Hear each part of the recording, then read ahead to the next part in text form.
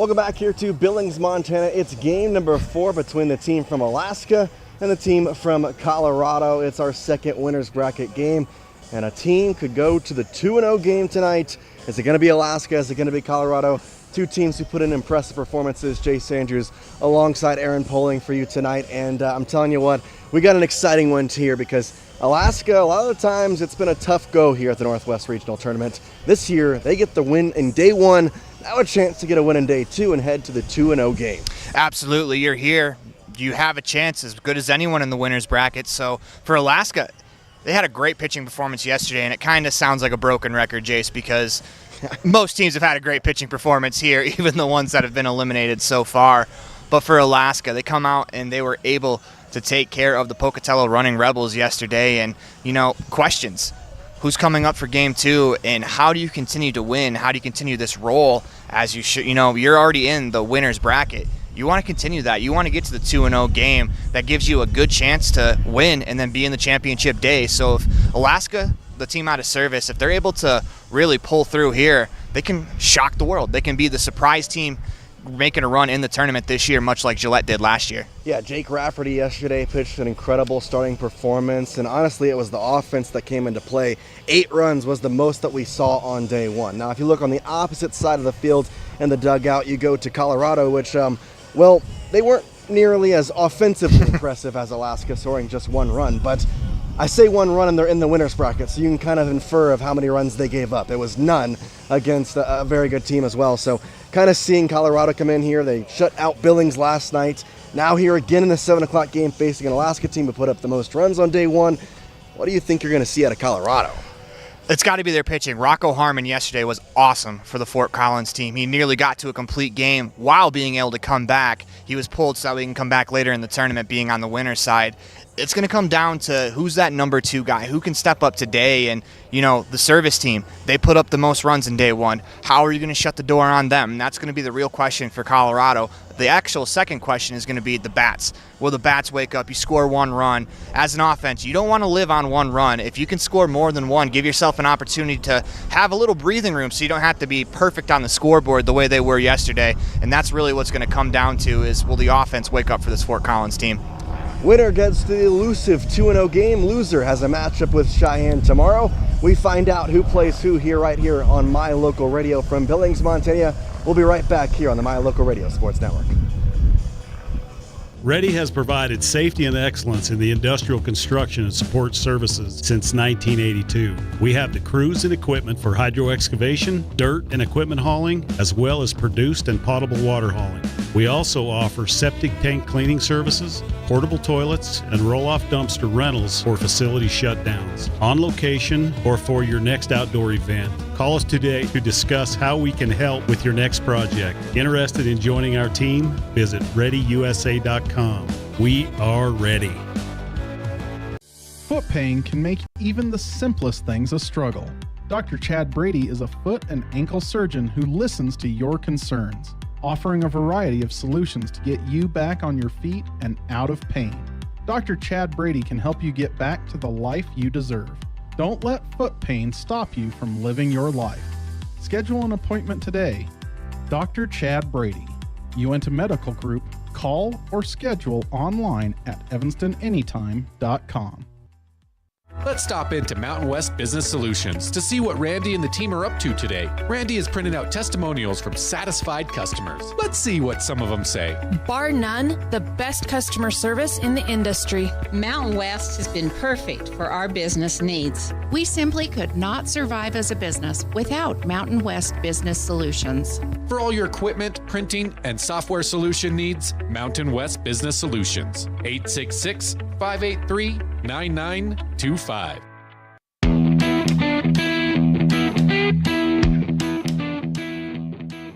The last game of day number 2 is here in Billings, Montana for the 2024 Northwest American Legion Regional.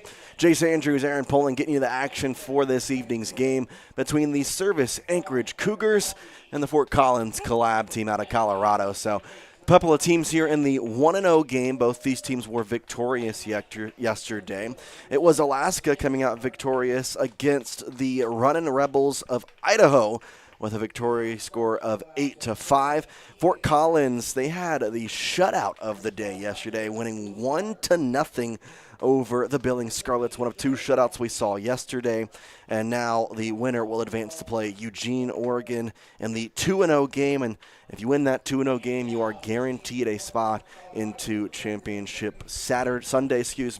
And obviously both these teams want to get there, but to be in that position, you got to win tonight. And Aaron, as we kind of talk about this matchup, there's a lot of interesting factors to go in, because with these teams, you obviously know they're going to throw some of their best pitching early. And now it's okay, what's left in the tank? We got Andrew Hickman on the mound for the Alaska Cougars, and then it's Caden Bate will be on the mound for Fort Collins. Yeah, it's all hands on deck for both these teams. Obviously, you got to save someone for tomorrow. You're both guaranteed to play tomorrow. But if you can get into that 2-0 game, you put yourself in a good spot, because you head into 3 days left in the tournament with 2 games that you could possibly lose. You almost guarantee yourself an opportunity to play for getting into Sundays. So these games are super important, especially if you can win this one. You're really, I don't want to say in the driver's seat, because there's still another team 2-0 at the Eugene Challengers, but you put yourself, as the front runners in this tournament. When you go 2-0, obviously anything can happen, as you have to watch out for teams coming back from the losers bracket.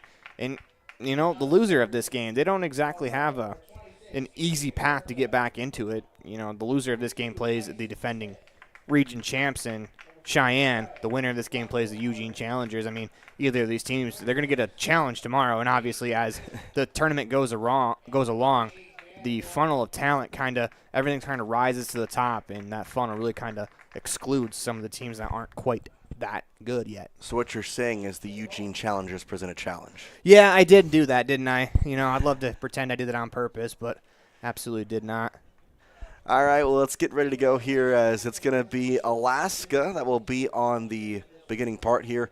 We'll take a quick break, though, and come right back and give you the starting lineups for both squads right here in Billings, Montana at the 2024 Northwest American Legion Regional.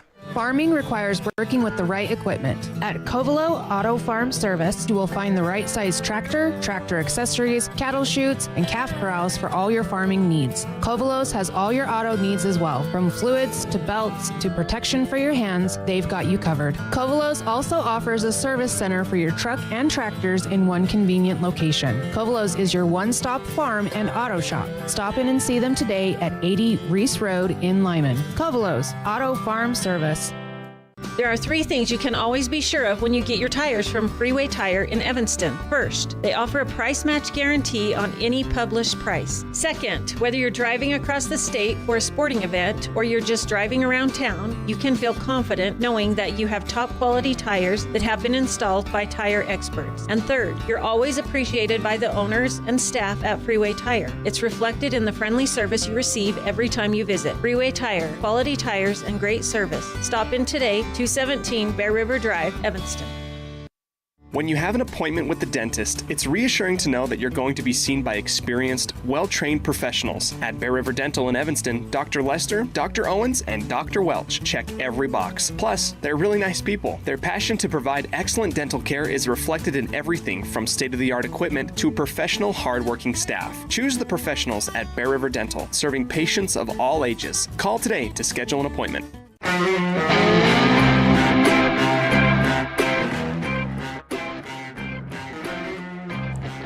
We're ready to go here in Billings, Montana. It's Alaska and Colorado in the second 1-0 game of day number 2.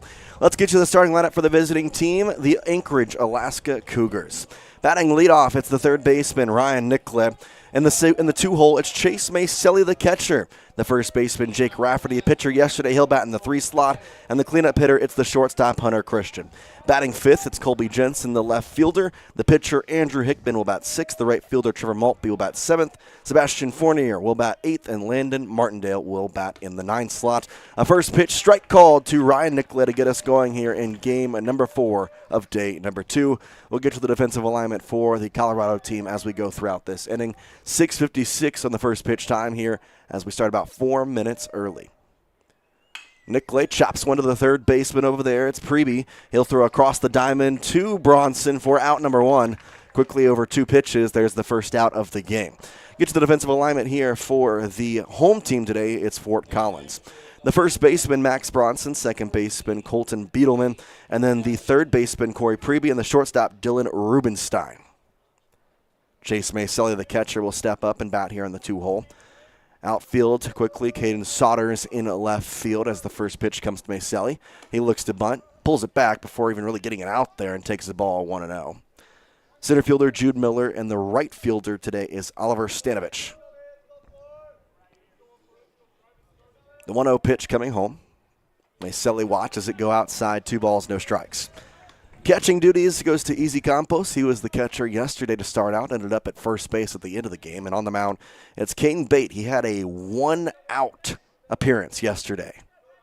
Back out on the mound here for Colorado's second game of this Northwest Regional. And he's got a 3-0 count here on the catcher, Chase Maselli.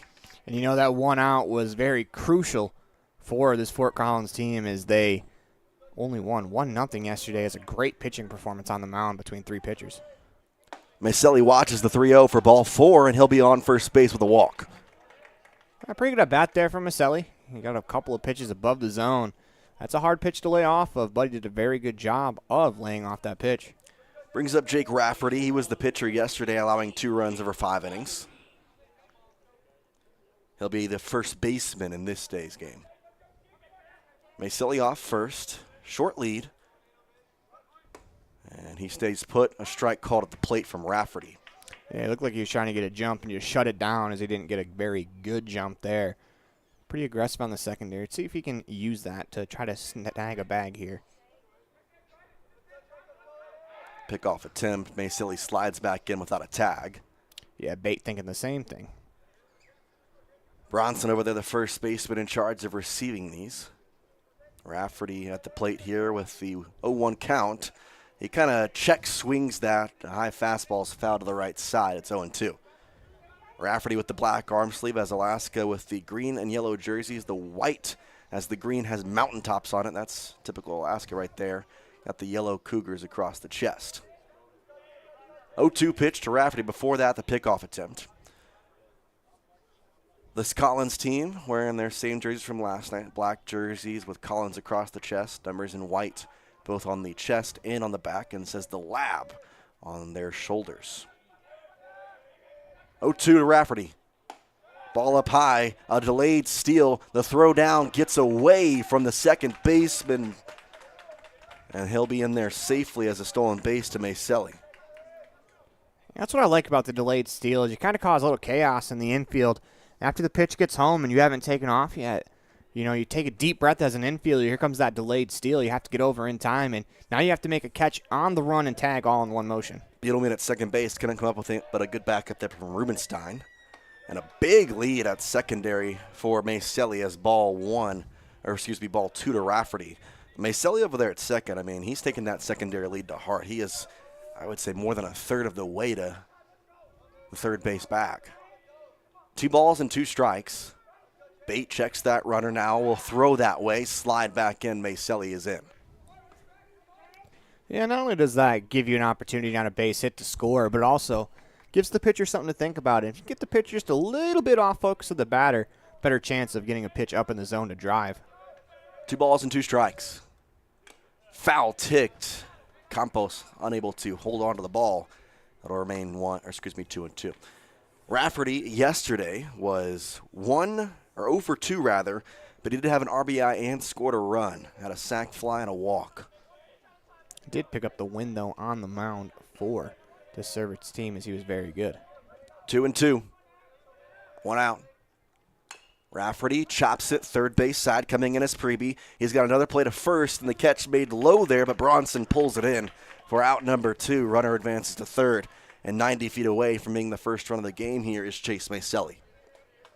Yeah, you advance that runner. I mean, it's a productive out. That's all you can really ask for on base, especially with 2 strikes. That's why you put the ball in play. Anything can happen. You move that runner up. Now, if one gets away, suddenly you're up 1-0. Hunter Christian, the shortstop. 2 hits yesterday in his 4 ABs. Fastball taken for a strike in the first one he sees tonight. This Fort Collins team used to playing in the 7 o'clock slot. That's where they were yesterday against the host Billings squad. Alaska played in that second game of the day at 12:30. Runner off third, Macelli, the 0-1. Goes low, 1 ball, 1 strike. And with the advancement of Macelli to third, pass ball or wild pitch could get the job done for the first run of the game. That'll be the first run that this Colorado team has allowed. 1 ball, 1 strike. Strike taken on the outer part of the zone, 1-2. Ooh, really good breaking ball right there. Well, if you remember, Colorado had a little bit of a struggle in the top of the first last game, too, and then really locked in. So if you're Alaska, you want to try and do every bit with every guy who gets on base. 1-2 stays high. You know, scoring first for this Alaska team is kind of important. You get out and get on top. Historically, Alaska's struggled a little bit here in the Northwest Regional, but this team from service looks like they can compete. They have been very, very good. 2-2. On the ground, left side. Going to be a tough play for Rubenstein. Gloves, fires, and it pulls the first baseman, Bronson, off the bag. Macelli scores, and Alaska gets a quick 1-0 lead. Yeah, good hustle down the line right there. You hustle it out just to try to make the play that much tougher. You never know what can happen. And look at that. Because you run down the line, your team's up 1-0. Called an E6 as Christian reaches first base. Does not get awarded the RBI, though. But either way, the run comes across to score, which for Alaska is ever so important. First pitch strike to the new batter, Colby Jensen, the left fielder. He actually came on to get the final out yesterday in that game against the Pocatello Runnin' Rebels. 2 outs here in the inning. Christian off first with a decent lead. He gets a pickoff attempt because of that lead. Yeah, let's see if they get him going here with 2 outs. You know, you stole 1 run, see if you can get a runner in scoring position. A hit scores them. Try to double that lead. A little twitchy over there at first. He stays put, and a fastball over top of the head of Colby Jensen just slipped out of the hand of Bate. You know, if you get thrown out, the reason why you're willing to, you start with Bate here back at the plate and just restart the inning with this at-bat. 1-0 coming to Jensen. Strike taken on the outside part. You don't want to run into outs on the base paths, but I feel early in games, if you want to be an aggressive team, that's a time to be aggressive. When you get down towards the 5th, 6th, and 7th inning, if you know it's a multi-run game, that's when you kind of slow it down. Here, I like them being aggressive. There he goes, and the ball is out of the hand of Easy Campos. Yeah, now look at that. Another runner in scoring position. You know, you get a base hit, they're probably going to send the runner, try to double this lead. But also, that forces the infield. You know, you get a ground ball. You have to make a good throw across because if it gets away from the first baseman, you're down 2-0. Alaska forcing the agenda up 1-0 with a 2-2 count coming to Jensen. Bate checks the run of the pitch home. Foul tipped into the mitt, gets the strikeout. Jensen set down swinging, and Bate gets out of the inning with just the 1 run allowed. It is unearned as he scores on the error as 5 come to the plate. 1 run comes across. Bottom half coming up. Let's see what Alaska has on the mound and what the Bats can do for Colorado when we come back. You're watching the 2024 Northwest American Regional, brought to you by Ready here on MyLocalRadio.com. The perfect mix of different ingredients can create the most delicious creation. Successful people have the ability to bring many different individuals together who work, collaborate, show kindness, use problem-solving skills, and include each individual's talents and gifts to create new inventions, compose beautiful music, and find ways to make the world a better place. At Uintah County School District Number 1, we work together every day to promote student success. Uintah County School District Number 1, Pathway to Excellence. Ready has provided safety and excellence in industrial construction and support services since 1982. Our experts self-perform all phases of construction on new or existing structures, such as site excavation, access road creation, concrete foundations, welding, and the installation and maintenance of piping, tanks, metal buildings, and more. Our turnkey services will have your facility operational quickly and safely. Interested in joining our team? Visit ReadyUSA.com. We are ready.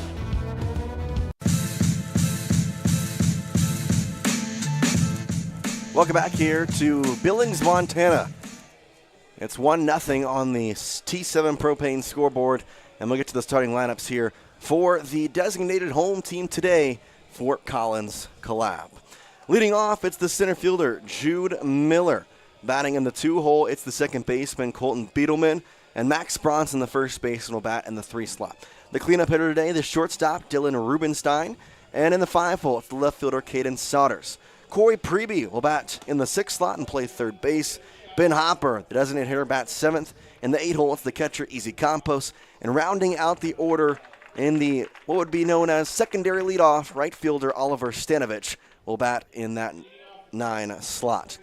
Defensive alignment for the Anchorage Cougars go as followed. The first baseman, Jake Rafferty, the second baseman, Sebastian Fournier, and the third baseman, Rylan Nicolette. The first pitch here, it's in and out of the glove of the catcher, Masolini.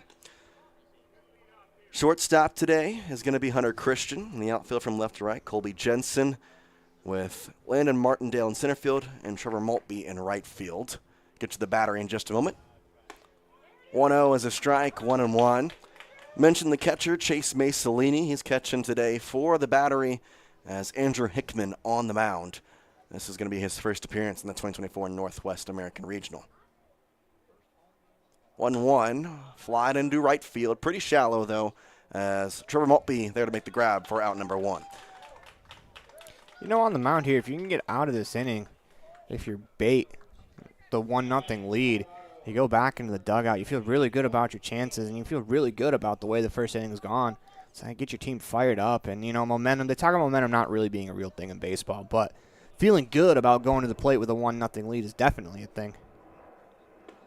First pitch to the lefty, Colton Beetleman, is a strike. Hickman with the pants pulled up there with the green and yellow socks. Alaska shading him to the right field side just a tad. Inside pitch almost gets the top of the feet of Beetleman. Yeah, I don't know what it is. I used to be baggy pants down to my cleats when I played in high school, but as I get older, I really enjoy the pants above the knee with the high socks look more and more. I was always a spikes going through my pants type of guy. 1-1. Inside with that one. 2 balls and 1 strike. Especially with the team socks. Especially if everyone's wearing the team socks. I think it's a great look. Fort Collins comes into today's game with a 33-9 record this season.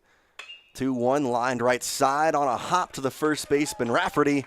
He'll go to first base to complete the out, and there's 2 gone in the bottom of the first. Yeah, for Fort Collins, we talked about for Alaska wanting to end this inning 1-0. If you're Fort Collins, if you can scratch across that run, you go back in 1-1. And, you remember last night, you had a little trouble in the first inning, were able to get out of it, and then you shut the door the rest of the way. If your pitcher's able to do the same thing, you get that 1 back, you're in a real good spot. Max Bronson steps up, 1 for 3 yesterday, takes a strike on the first pitch here. Yeah, that's a really good breaking ball. It's about a 12-mile-per-hour difference according to our radar gun from his fastball to that breaking ball. It's a real good change of pace. Bronson had the one of 2 extra base hits yesterday for Colorado. He swings through that pitch to make it 0-2. That's another nasty breaking ball right there. 2 straight breaking balls. You have them set up for the express top of the zone. You have that tunnel set up with 2 straight curveballs. It goes right with what Aaron said. The fastball up high. It's a 3-pitch strikeout to end the inning, and we go to the second. 1-0 Anchorage on top of Fort Collins. When we come back, you're watching the 2024 Northwest American Regional, brought to you by Ready, all right here on mylocalradio.com. At Uintah County School District number 6, each student is important. Each student has different interests. Each student has unique talents and areas for growth and development. We love and appreciate each student, and we work hard to make sure we are meeting the needs of each student so that when we all come together, we create a powerful school district filled with individual students headed for success. Uintah County School District number 6 in Lyman. It's a great day to be an Eagle. WattSmart is Rocky Mountain Power's energy efficiency program. WattSmart provides rebates to residential customers for energy efficiency upgrades made around the home. Devices and appliances that use electricity in your home can usually be made more efficient, and that can save you money and energy. When you decide to make upgrades, we have rebates available for you. Visit wattsmarthomes.com today.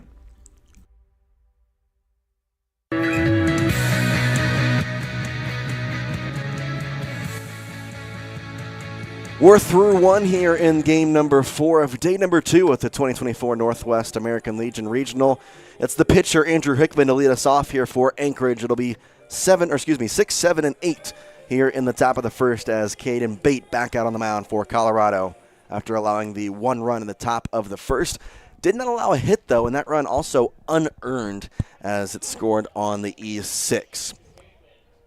Hickman yesterday was 0 for 2. Was hit by a pitch once. With the bright orange bats, send that into left center field. That's headed for the gap and trouble for Colorado. All the way to the warning track, and it's a double to lead off the top of the second for Andrew Hickman. Great way for Anchorage to start us off here in the second inning. Yeah, Hickman got a fastball about belt high, turned on that one as he gets himself leadoff double. Now a job to do here for the next at bat in the form of Trevor Maltby.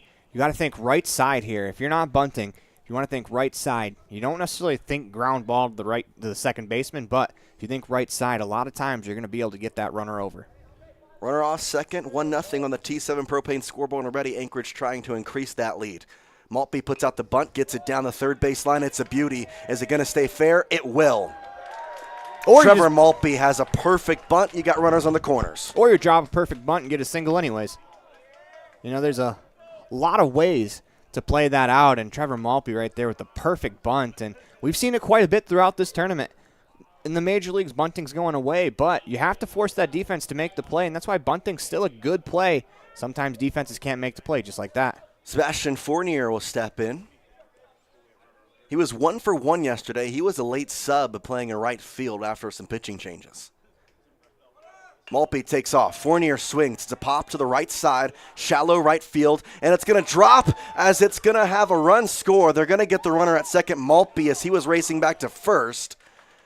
1 gone, but a run does come across to score on the RBI fielder's choice. Yeah, Maltby kind of got hung out in no man's land. There's nothing you can do. Yeah, I mean, you're trying to get back so you don't get doubled off on the catch, and you never expect the pop-up like that to fall in. And, you know, he did the right thing because you would much rather get thrown out at second than get doubled off in that situation. Yeah, you can't be doubled off. The throwback Fournier slides in safely. Just a tough play there. It was an awkward area in right field. Second baseman Beetleman went on. Stanovich was a little bit far back to come and get it, and it landed in between the two of them with both their gloves up. They do get it out, though. Landon Martindale, the 9 slot at the plate. Nice pickoff attempt, but back in safely is Fournier. The RBI does go to him on that situation. Maltby cut down at second. Martindale yesterday, 0 for 2. Did score a run. He has ball 1 there on what seemed to be kind of a pitch out. And now Service on top 2-0 as you continue to grow this momentum. So this is one of the better starts we've seen throughout the day. Fournier kind of playing chicken over that first base. Seen that a lot today's game from Anchorage. Just really jumpy over there at first. 1 ball, 1 strike after that pitch. And they're not jumpy in the sense of where both feet are off the ground. You don't ever want to get to that situation as a runner.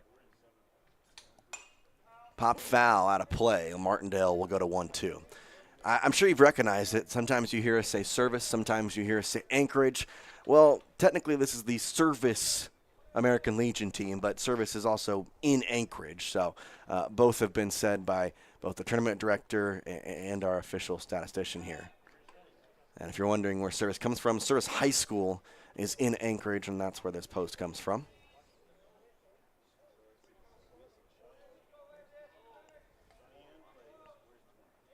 One, 2 to Martindale. Runner goes. It's a cut and a miss, so a strike him out and a throw him out. It's a great throw by Comp. Double play, the inning's over, and Bate doesn't even realize it. That was a strike him out, throw him out to end the inning as 1 run does come across to score 2-0 on the T7 propane scoreboard. Bottom of the second coming your way. Colorado trying to push across a run of their own, and we come back. You're watching here on mylocalradio.com. It's the 2024 Northwest American Region Northwest Regional Championship here, brought to you by Ready. High school sports. We love it. We support it. We're your #1 fan. Trona Valley is your local credit union, and we're proud to invest in relationships that go far beyond banking. We're proud to invest in the lives of our young members and their love for sports. You are champions in our community, and we're here to support you all the way, on a court, on the field, or elsewhere. Together, let's develop lifelong successful financial habits. You're awesome. Trona Valley, member NCUA. TronaValley.com. We're here for you.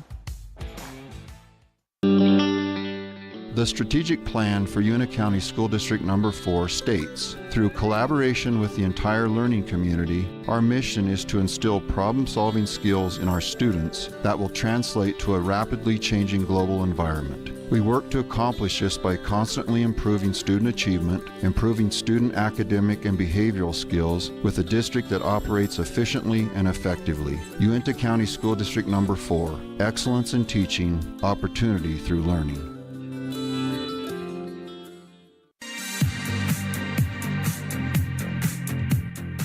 Bottom of the second inning, we go 2-0 on the T7 Propane scoreboard. It's going to be 4, 5, and 6 for the Fort Collins team.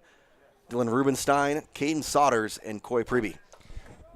You know, come to the plate down 2-0. It's not a big deal, as 2 runs in the next 6 innings is not unreachable by any stretch of the imagination. You just kind of want to try to get one back, see if you can slow the momentum for this Anchorage team. Back on the mound. And throwing a ball is going to be Hickman. Last inning had Jude Miller on a flyout, Colton Beetleman on a ground out, and struck out Max Bronson to end the inning. So 1-2-3, bottom of the first for him. And it's 2-0 here to this first batter in the bottom of the second, Dylan Rubenstein. Rubenstein, the shortstop today for Fort Collins. Yesterday he was 0-for-3 with 2 strikeouts, so effectively looking to get off the schneid, as they might say. Yeah, quite a few players in this tournament overall in that same boat. Yeah, 3-0 as that one's inside. It's been a pitching-dominant tournament thus far. Effectively 2 shutouts yesterday, 1 shutout today in a no-hitter fashion. There's a strike, 3-1. And even the highest scoring game of the day was the last game that just played, and one pitcher was perfect through 4 2/3 innings. It was, and as soon as he had 1 hit, that's when he was pulled through for pitch count reasons. 3-1 off the glove. It's ball 4, and it's a first batter walk in the bottom of the second. That's a great at-bat right there. Leadoff walks score about 80% of the time. So just that at-bat right there, taking what's given to you, didn't really get a strike to hit, being patient and just taking your base, put your team in a good situation where you have a really high chance of putting a run on the board. Brings up Caden Sodders, the left fielder.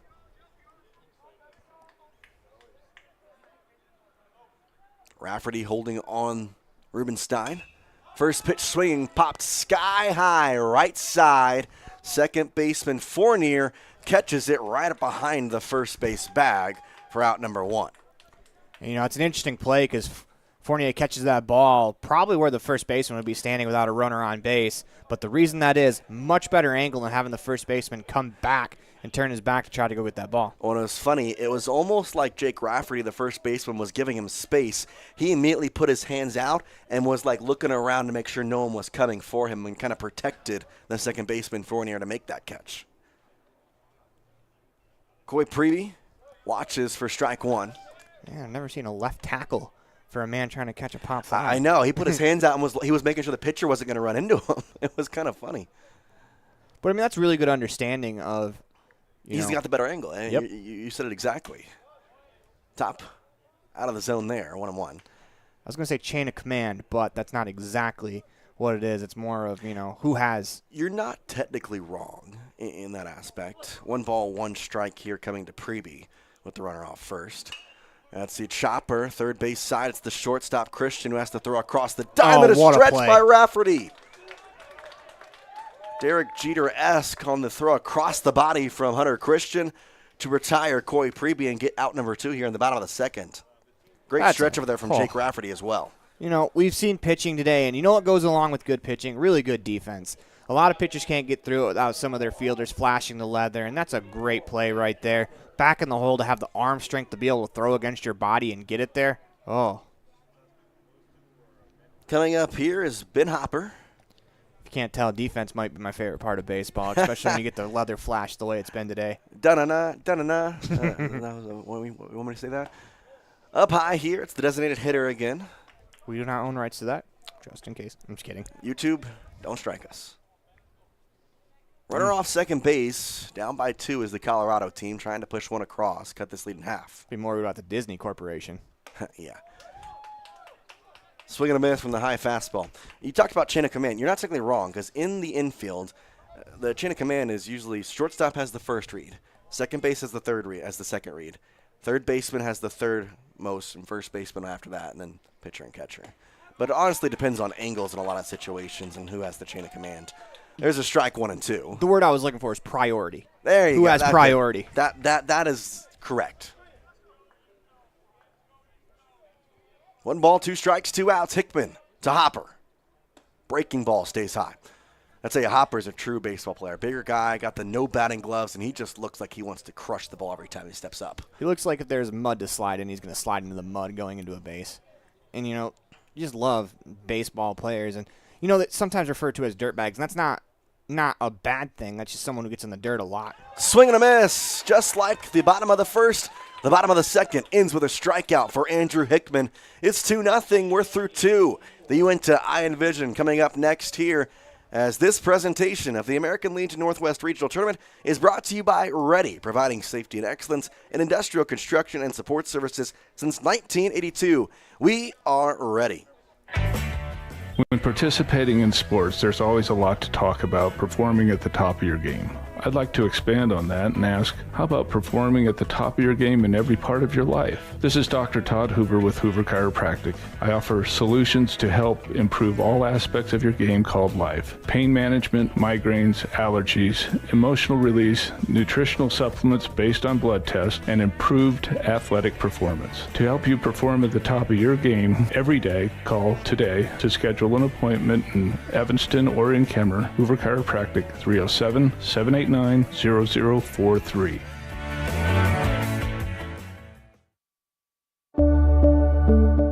It's the best feeling when you've had a long drive and you see your hotel, the Come On Inn, Casper. That means your day just got better. At the Come On Inn, you have lots of options. Unwind in the hot tub, go for a swim, relax in the beautiful atrium, and sleep in total comfort. Centrally located, the Come On Inn is close to everything. In the morning, start your day with a delicious breakfast. Top it all off with an amazing, friendly staff who is always glad to see you. It doesn't get better than that. When you're in Casper, always stay at the Come On Inn.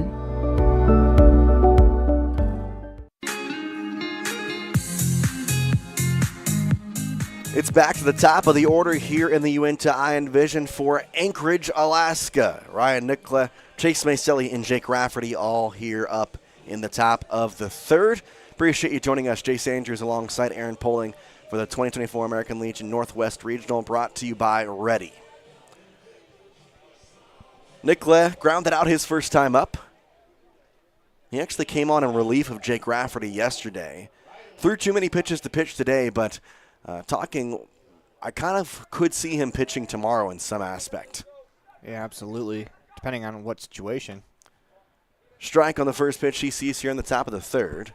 I mean, if this game holds on, do you want to save him for when your back's up against the wall? If you're able to take this one, with you, and suddenly you bought yourself a couple of days here in Billings.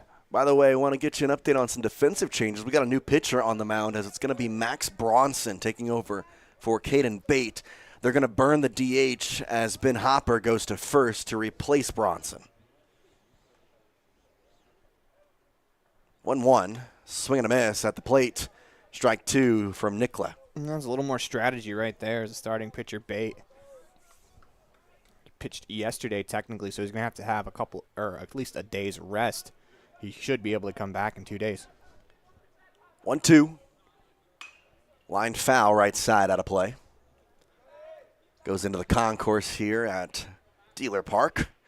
Home of the Billings Mustangs. I want to thank them for getting this field nice and true today, as it did not look so great yesterday. No, it's a minor miracle that we're playing here today.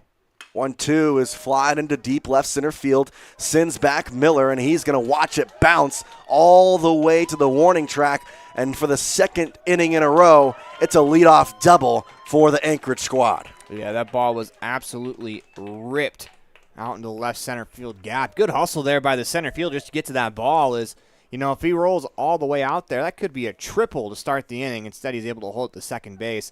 Sometimes good defense is about keeping a double and a single right there. They do a good job of keeping a double there. I tell you what, if there's a thought process of who's the tournament MVP right now, I'm giving my vote to Ryan Nicola. That's his third extra base hit in this game, in this tournament. Absolutely. Had a double and a homer yesterday. Jace Maselli walked last time. Would not be surprised if he lays the bunt down to try and move that runner at second to third. He does. He gets it down right back to the pitcher. Bronson off the mound, goes to first, and the second baseman Beetleman covering for out number one, and a sac bunt to perfection from Chase Maselli. Historically, we've been told that Alaska teams don't do very good in this tournament. This is a different Alaska team. This team is a very good team, and if you're thinking just because they're from Alaska, they're not here to compete, think again, because this is a good team that's doing everything right, doing everything well, crushing the ball, pitching the ball. They are here to play, and they're real contenders in this tournament. Infield in for Fort Collins. Rafferty at the plate, watches the ball high. Honestly, I think in a lot of ways, Alaska has the most to win here because they had to fly here already. Absolutely, they as well win. You might as well just keep going to North Carolina. Yeah. Line drive through the left side. A nice hopper goes through, and it's an RBI single for Jake Rafferty to make it 3-0 Anchorage. I think they're opening some eyes, especially with this start here. Obviously, still a long way to go, but last year, the Alaska team, they ended up in a 10-run game in the second day, and this team right here, this is a different feeling, I think, around this Alaska team. Is they're here to compete. They're here to win. Well, and their confidence is very present from the broadcast booth, from the field, from the seats. It's obvious what they want to do here. There's a strike. Yeah, there's a certain swag about this team that's just different where, they know they're good baseball players. And it started on the mound yesterday with Rafferty. Just some of the swagger he exuded on the mound really is rubbed off on this team. And, you play a good week of baseball. Who says you can't do it? Hunter Christian, the shortstop, reached on an error last time. He gets a single dropping into left field here. Runners at first and second, still just one out in the inning. They're absolutely ripping the ball right now, seeing it well. Brings up Colby Jensen, struck out to end the bottom of the first, or rather top of the first. Now here in the Uinta Iron Vision third inning, he has a chance to increase the lead to 4. Scoring runs in all the first 3 innings. They scored 8 runs yesterday, 11 runs. Has to put him up there with the most through 10 innings of work so far.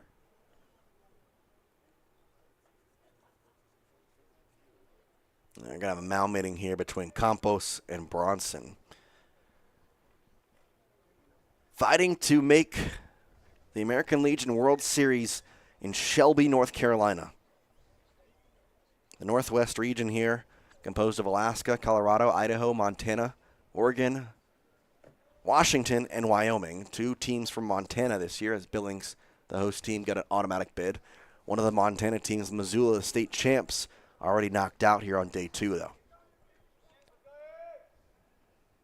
Step off the mound here for Bronson. Jensen still awaiting his first pitch of this AB. And it's getting about time for those lights to turn on here as the clouds starting to cover the last little bit of sun that's left as we reach 7:30 here in Mountain Time. And it's a strike called to Jensen. Rafferty again with Alaska being very aggressive. They continue that streak. His secondary league is enormous. And if you're Campos is a pretty good arm. He's already thrown 1 runner out at second. That's been the mantra for Alaska. If you're going to come here, you have to play aggressive, and they're playing aggressive. They got thrown out to end the second. Jensen pokes that foul right side. That'll once again land in the concourse. But I absolutely love that they're willing to be aggressive. You don't come here to be conservative and try to hope the game comes to you. No, you go out and you take the game.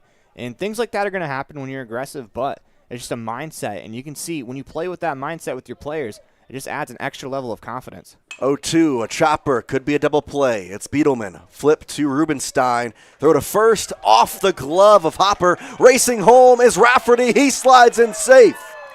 Heads up base running from Jake Rafferty. Anchorage steals a run, 4-0. And that's another example of it right there, as Rafferty hit the bag at third, rounded it hard, and checked the play over at first, saw that the ball skipped away.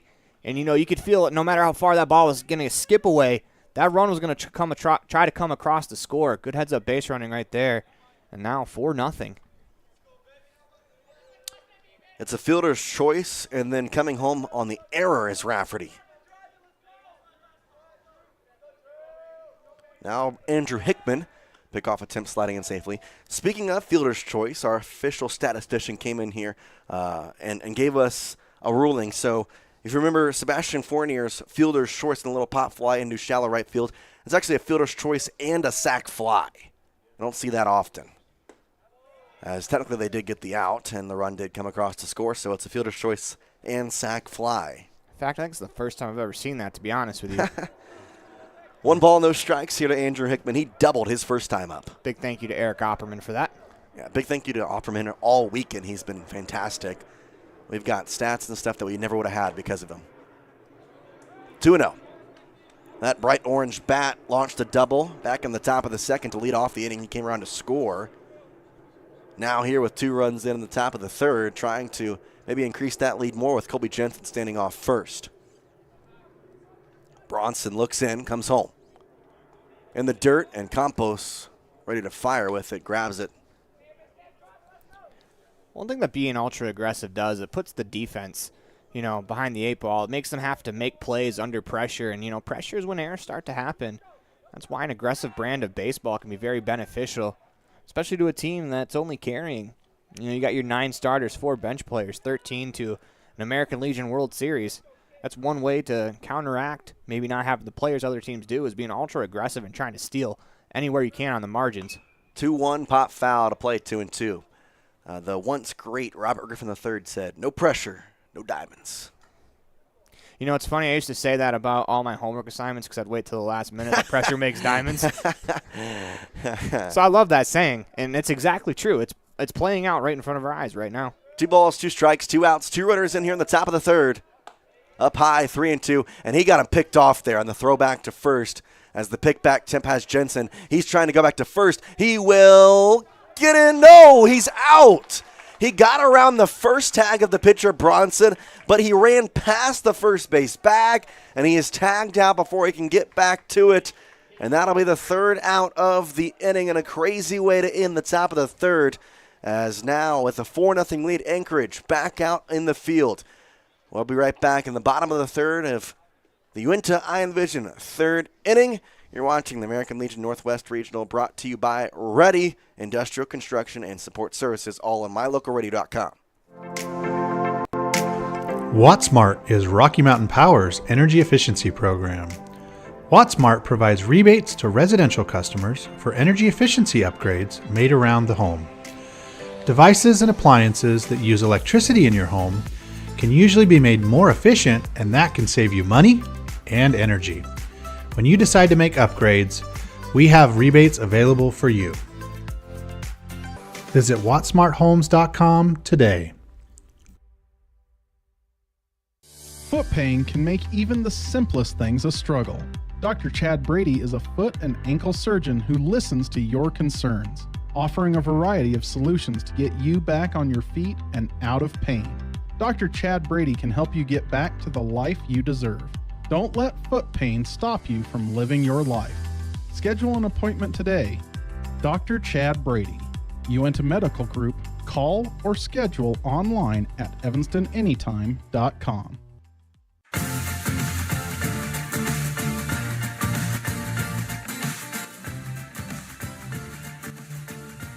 Bottom of the Uinta Iron Vision 3rd inning comes your way as Fort Collins now with a 4-0 deficit. Jace Andrews, Aaron Poland bringing you the action here at the 2024 Northwest Regional for American Legion. These two teams fighting to go to the American Legion World Series in Shelby, North Carolina. EZ Campos steps up and watches ball 1. Easy, the nickname of Xavier Campos, or Xavier Campos. But all week it's been easy. He launches one into deep left field, sends back Saunders. He's at the track. He looks up, and it bounces off the base of the wall. It's a double, maybe a triple. He holds up at second. He thought about it, but he stays put, and it's the second double of the tournament for Easy Campos. Not only the second double of the tournament, it's the second time he's banged one off the wall. As last night, the lone run to come across the score for this Colorado team came on an Easy Campos double. And, man, I was about to say Easy is a cool nickname, and, not to make the pun, but that seems like easy power there for Campos. That's twice now off the wall on the fly as he crushed that ball. Yeah, Jensen went back there in left field, but it just hit off the base of the wall. Had no chance at it. That was crushed, and now it's the 9-hole Oliver Stanovich trying to push him across. Up high with the fastball. Hickman, that is the first hit he's allowed here in the bottom of the third. And after Fort Collins right here at the Colorado team, you want to try to start pushing runs across. Try to get one back here. You don't want to wait till the end of the game to try to mount your comeback. You got to start it a little bit early if you want to come back in this game. Hickman does the spin move to throw to second. No one was covering, though. A little miscommunication by Hunter Christian and Fournier over there. The middle infielders for Anchorage. Fastball, foul tipped right back in the mitt. Or into the netting, 1-1. And even if there's no one there, I like that he does the inside move. With the runner on second, you want to see if you get the batter to tip their hands, see what they're going to do. Because, sometimes as soon as that leg kick happens, that's when you square to bunt. You do that inside move. Sometimes batters will give away that they're going to bunt. Stanovich fouls this one off in the netting. He was 0 for 2 yesterday with 1 strikeout. But then the counter to that, if you're the batter, Torrey Hunter used to do this all the time. Every time a pitcher would pick off, he would turn and throw his bat out there like he was going to bunt. Try and trick them into thinking that he was going to bunt, bring in the corner infielders. Absolutely. 1-2 fouled away. Stanovich trying to put together a good AB, and we're going to have a balk called. Yes, sir. Yep, a balk is called. There's no pitch, and it's going to be a runner over to third now with Easy Campos. Yeah, when coming set a couple of times, it looks like the hands aren't coming completely set. Corner infielders now will come in. Middle infielders still about middle depth. Yeah, for Hickman, you got to make sure that you stop those hands. Breaking ball doesn't find the zone, 2-2. Yeah, he's got to finish that one. Get on top of that ball, a little bit out in front. Release that one a little closer than he wanted to. If you really want to get that breaking ball down, you don't want it to be hung in the middle of the zone. Popped right side into foul territory. Moving over is Rafferty, and it drops foul. Thank goodness for Anchorage as they had some miscommunication. Rafferty kind of hangs his head as I think he thought he was called off by the second baseman Fournier. But for Alaska's sake, it thankfully landed foul. Yeah, I mean, you get to keep the runner over at third. You get another chance at the at-bat. But for Hickman, you want to bear down here and get the out just because you had a pop-up on the infield. You think you should have had that play, but you can pick your teammates up here. Line drive over the head of the shortstop, Hunter Christian. It's an RBI single for the 9-hole Oliver Stanovich, and it's 4-1. Yeah, when you get to a tournament of this magnitude with the teams at this level, second opportunities for a team can really hurt you, and right there, that's an example of it. But on the mound, though, you're still up 4-1. Good job by Fort Collins. Tip your cap to them. Double, and then they get advanced to third. Now you drive them in. Tip your cap. They got one back. But you got to shut the door here. Back to the top of the order, Jude Miller steps up with the runner at first base, Stanovich, nobody out.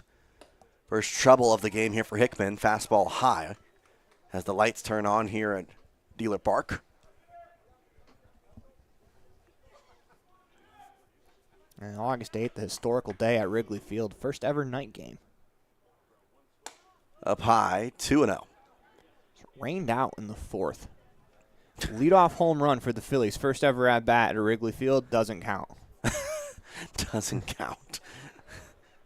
Because it got washed away in the rain out. That seems like a game that Nick Costanos would have homered in. 2-0.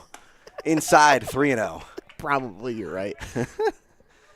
We all know how Nick Costanos likes his home runs. In the middle of either a touching story, a tribute, or something bad. Yeah. He's always going to add a little nuance to it.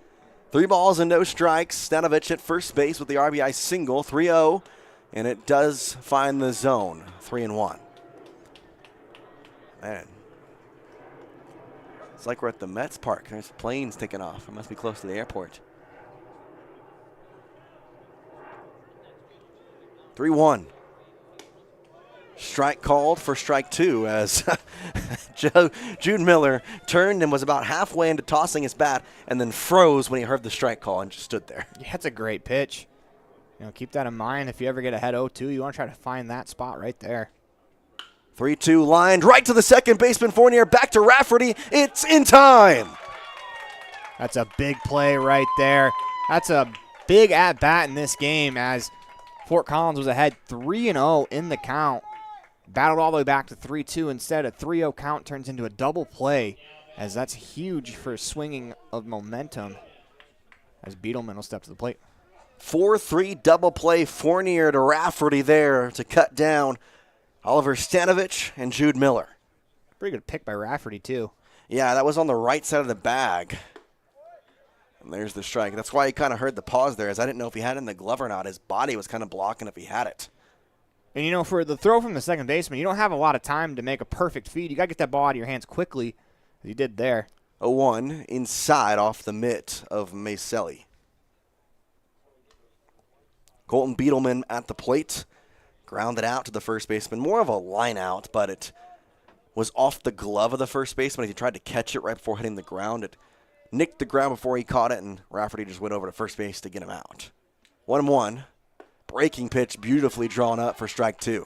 That's a really good pitch right there. We talked about earlier, difference between fastball and breaking ball is about 14 miles an hour.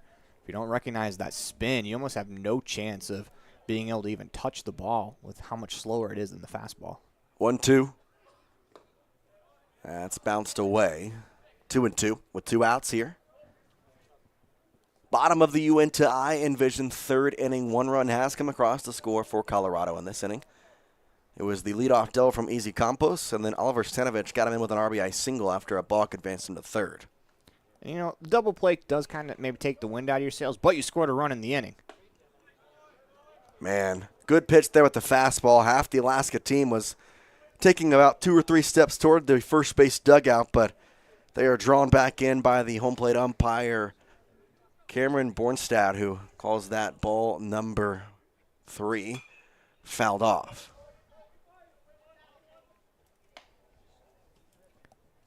For as much as that takes the wind out of your sails, but you get 1 back, now you're within 3.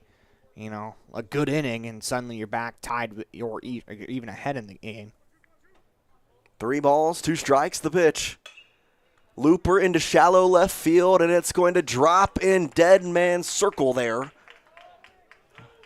As no one there. Nikolai, Christian, Jensen, all there, unable to get the ball, though. Hey, talk about his last at-bat. Hits a line drive right at the first baseman. That time hits a ball with about a 45-mile exit velocity, but it lands out softly in left field for a base hit. Brings up Max Bronson. He's now the pitcher. And as we're going to have a mound meeting here. Sometimes there's justice in baseball, sometimes there's not.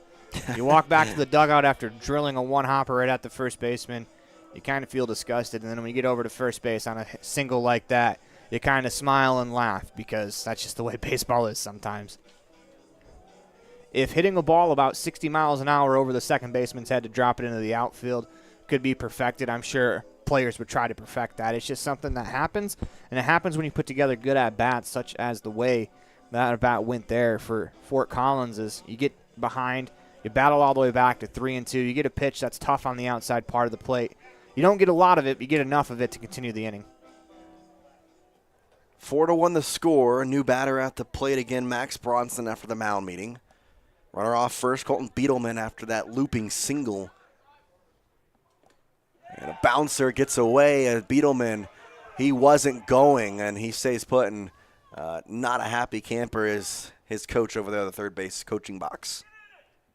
1-0. In Beetleman's defense, that ball, when the catcher sits down like that, is squirted underneath him at first base. It doesn't look like that ball can possibly get by, and you can't see it from that angle. 1-0. Swing and a miss. High fastball gets Bronson cutting through it. 1-1 here. 2 outs in the bottom of the 3rd inning. And, if you're a base runner and you're unsure, it's always best to play it on the safe side, especially if it's something where you could get picked up and thrown out by 10 feet. Breaking ball for strike 2.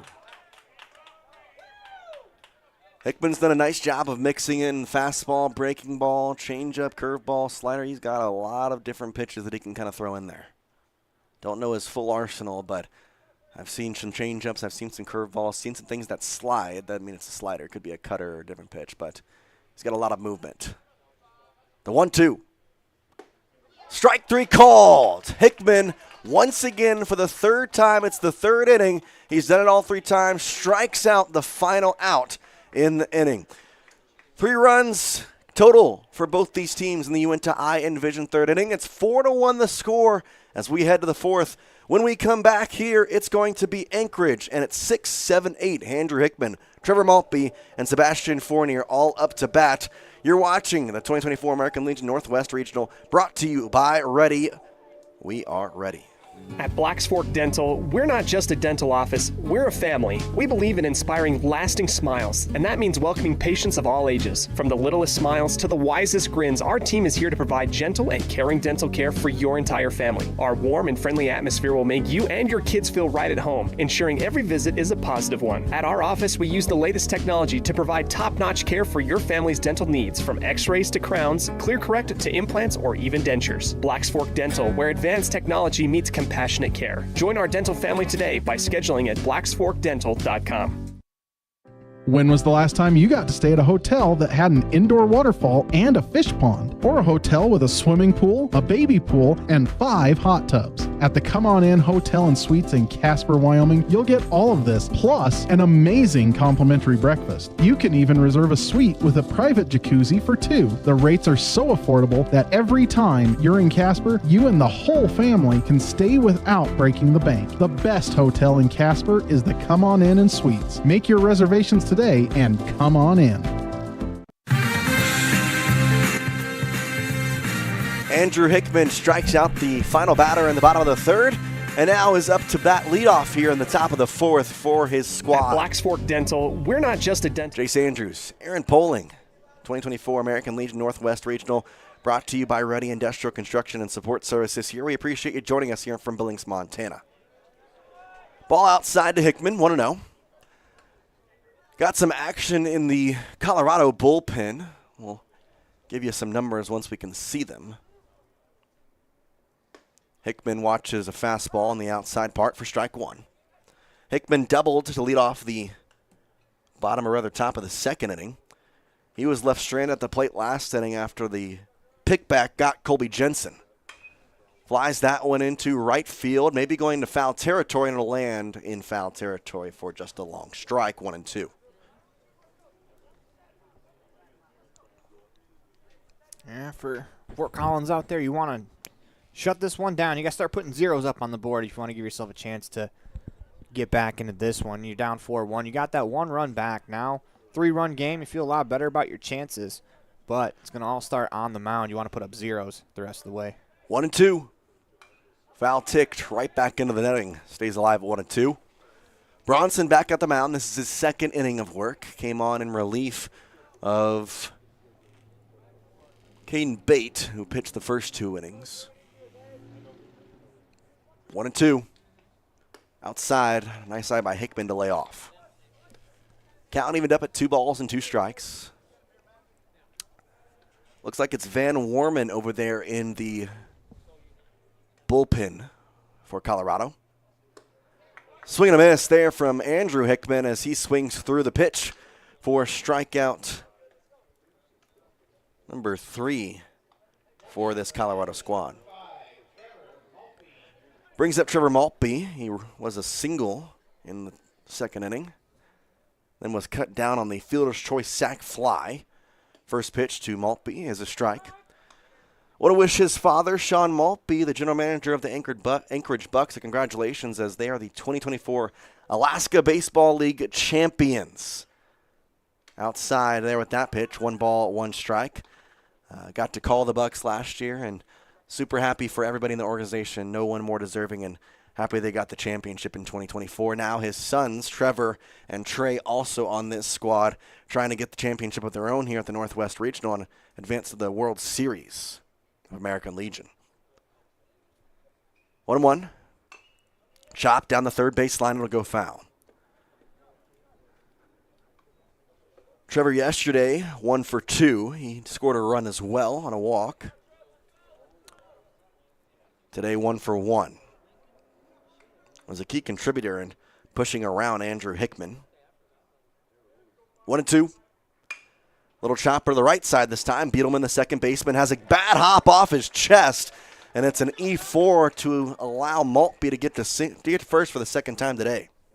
You want to come get that ground ball.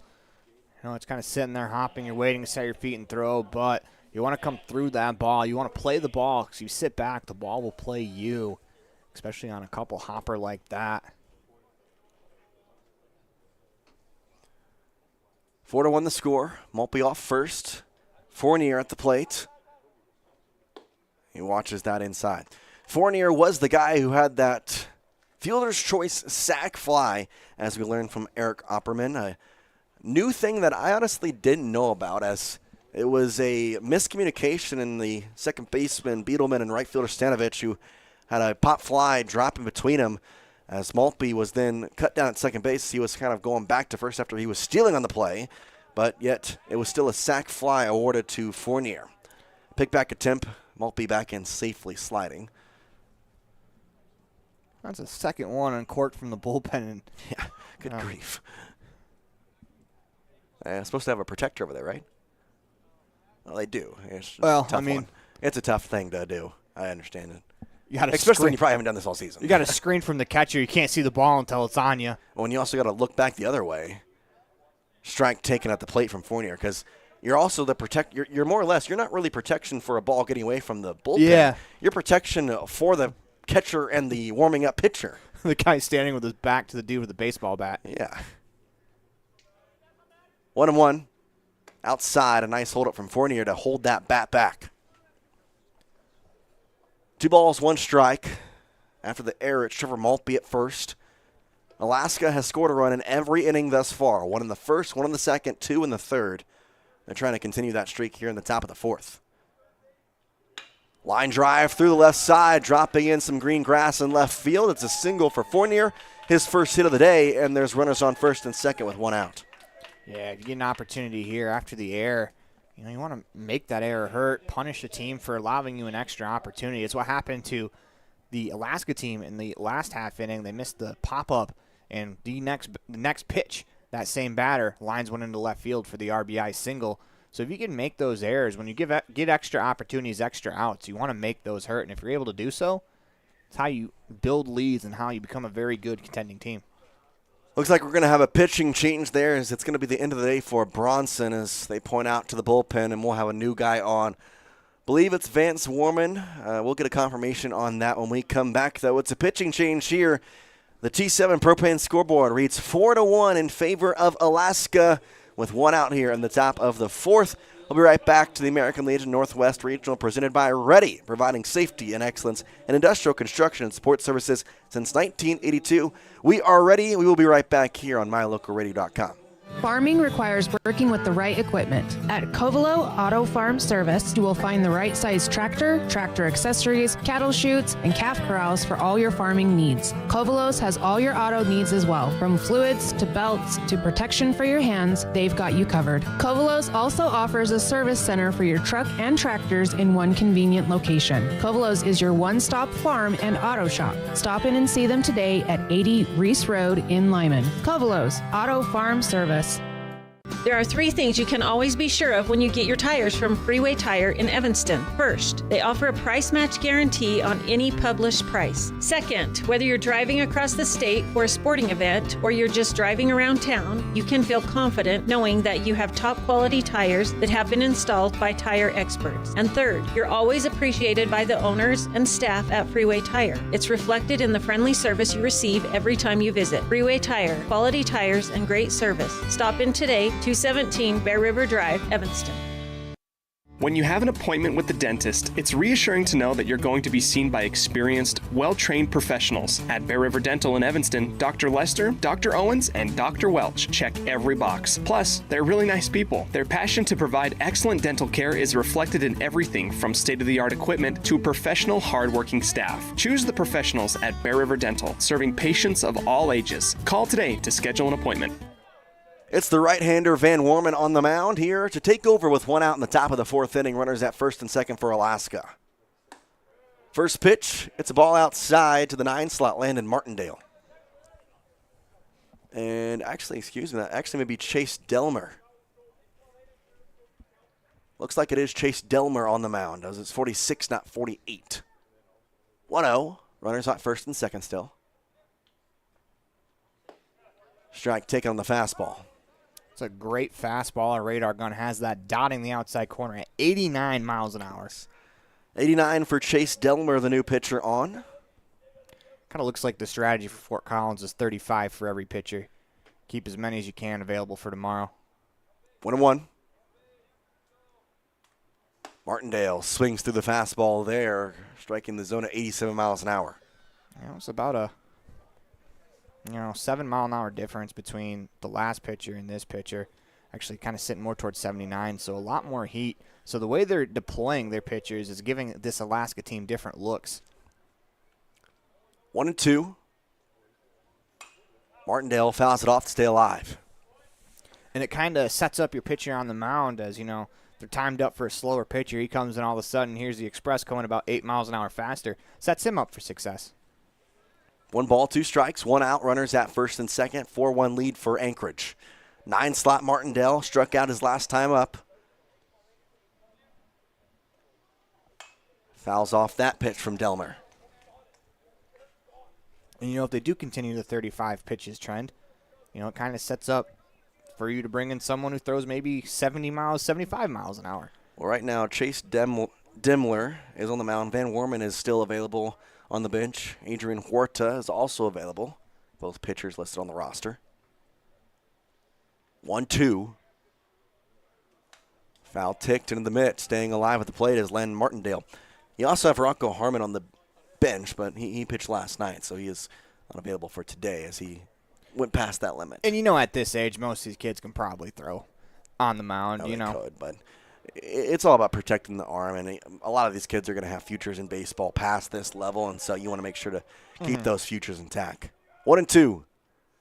Martindale watches that one, a really good eye to make it 2-2. Oh, I just mean a lot of the kids out in the field that are, you play second base, you can probably pitch too, just because, everybody out there can come out there and pitch a couple innings. I mean, at this point, and the way that you're at this level, you still have guys who can pitch pretty much their position. 2-2. Swing and a miss from Martindale. A long AB, but Demler gets the strikeout. Pretty good job right there. Coming into the game, getting ahead, being able to finish that at bat off. Pretty good battle there from Martindale, being able to foul off a couple of tough pitches. Finally came back inside on him after exclusively away.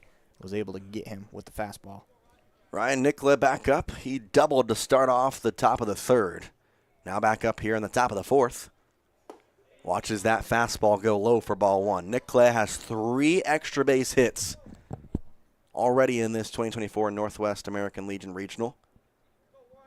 Just in a game and half a game now, I guess. Game and a half.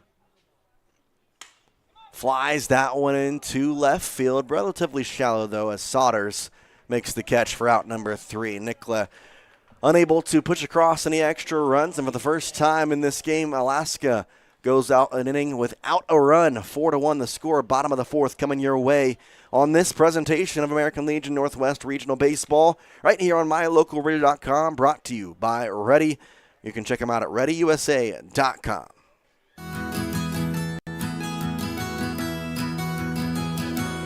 Established in 1984, T7 Propane provides you with quick and affordable service. Rely on T7 services to bring warmth and comfort to your home or business. T7 Propane delivers everywhere from the Fort Bridger area throughout Bear Lake Valley. Schedule your delivery today at T7propane.com. T7 Propane for all your propane needs.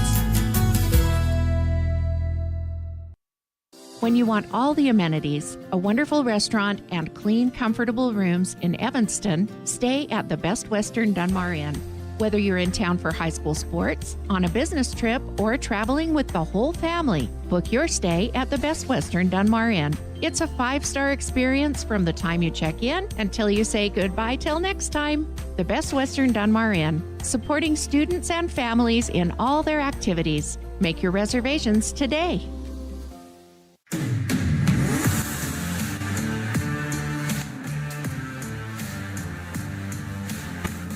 Andrew Hickman back out on the mound with a 4-1 advantage here in the bottom of the 4th inning. Jace Andrews, Aaron Poling here from Billings, Montana at the 2024 American Legion Northwest Regional.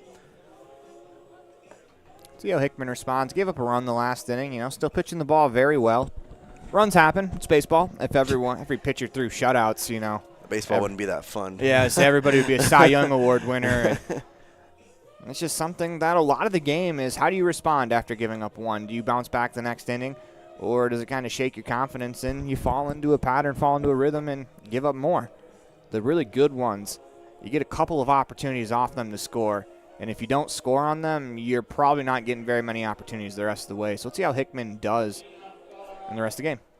Dylan Rubenstein here to lead us off. The shortstop walked his first time up. That came in the 2nd inning. Watches the first pitch ball. Doesn't catch the zone on the outer side.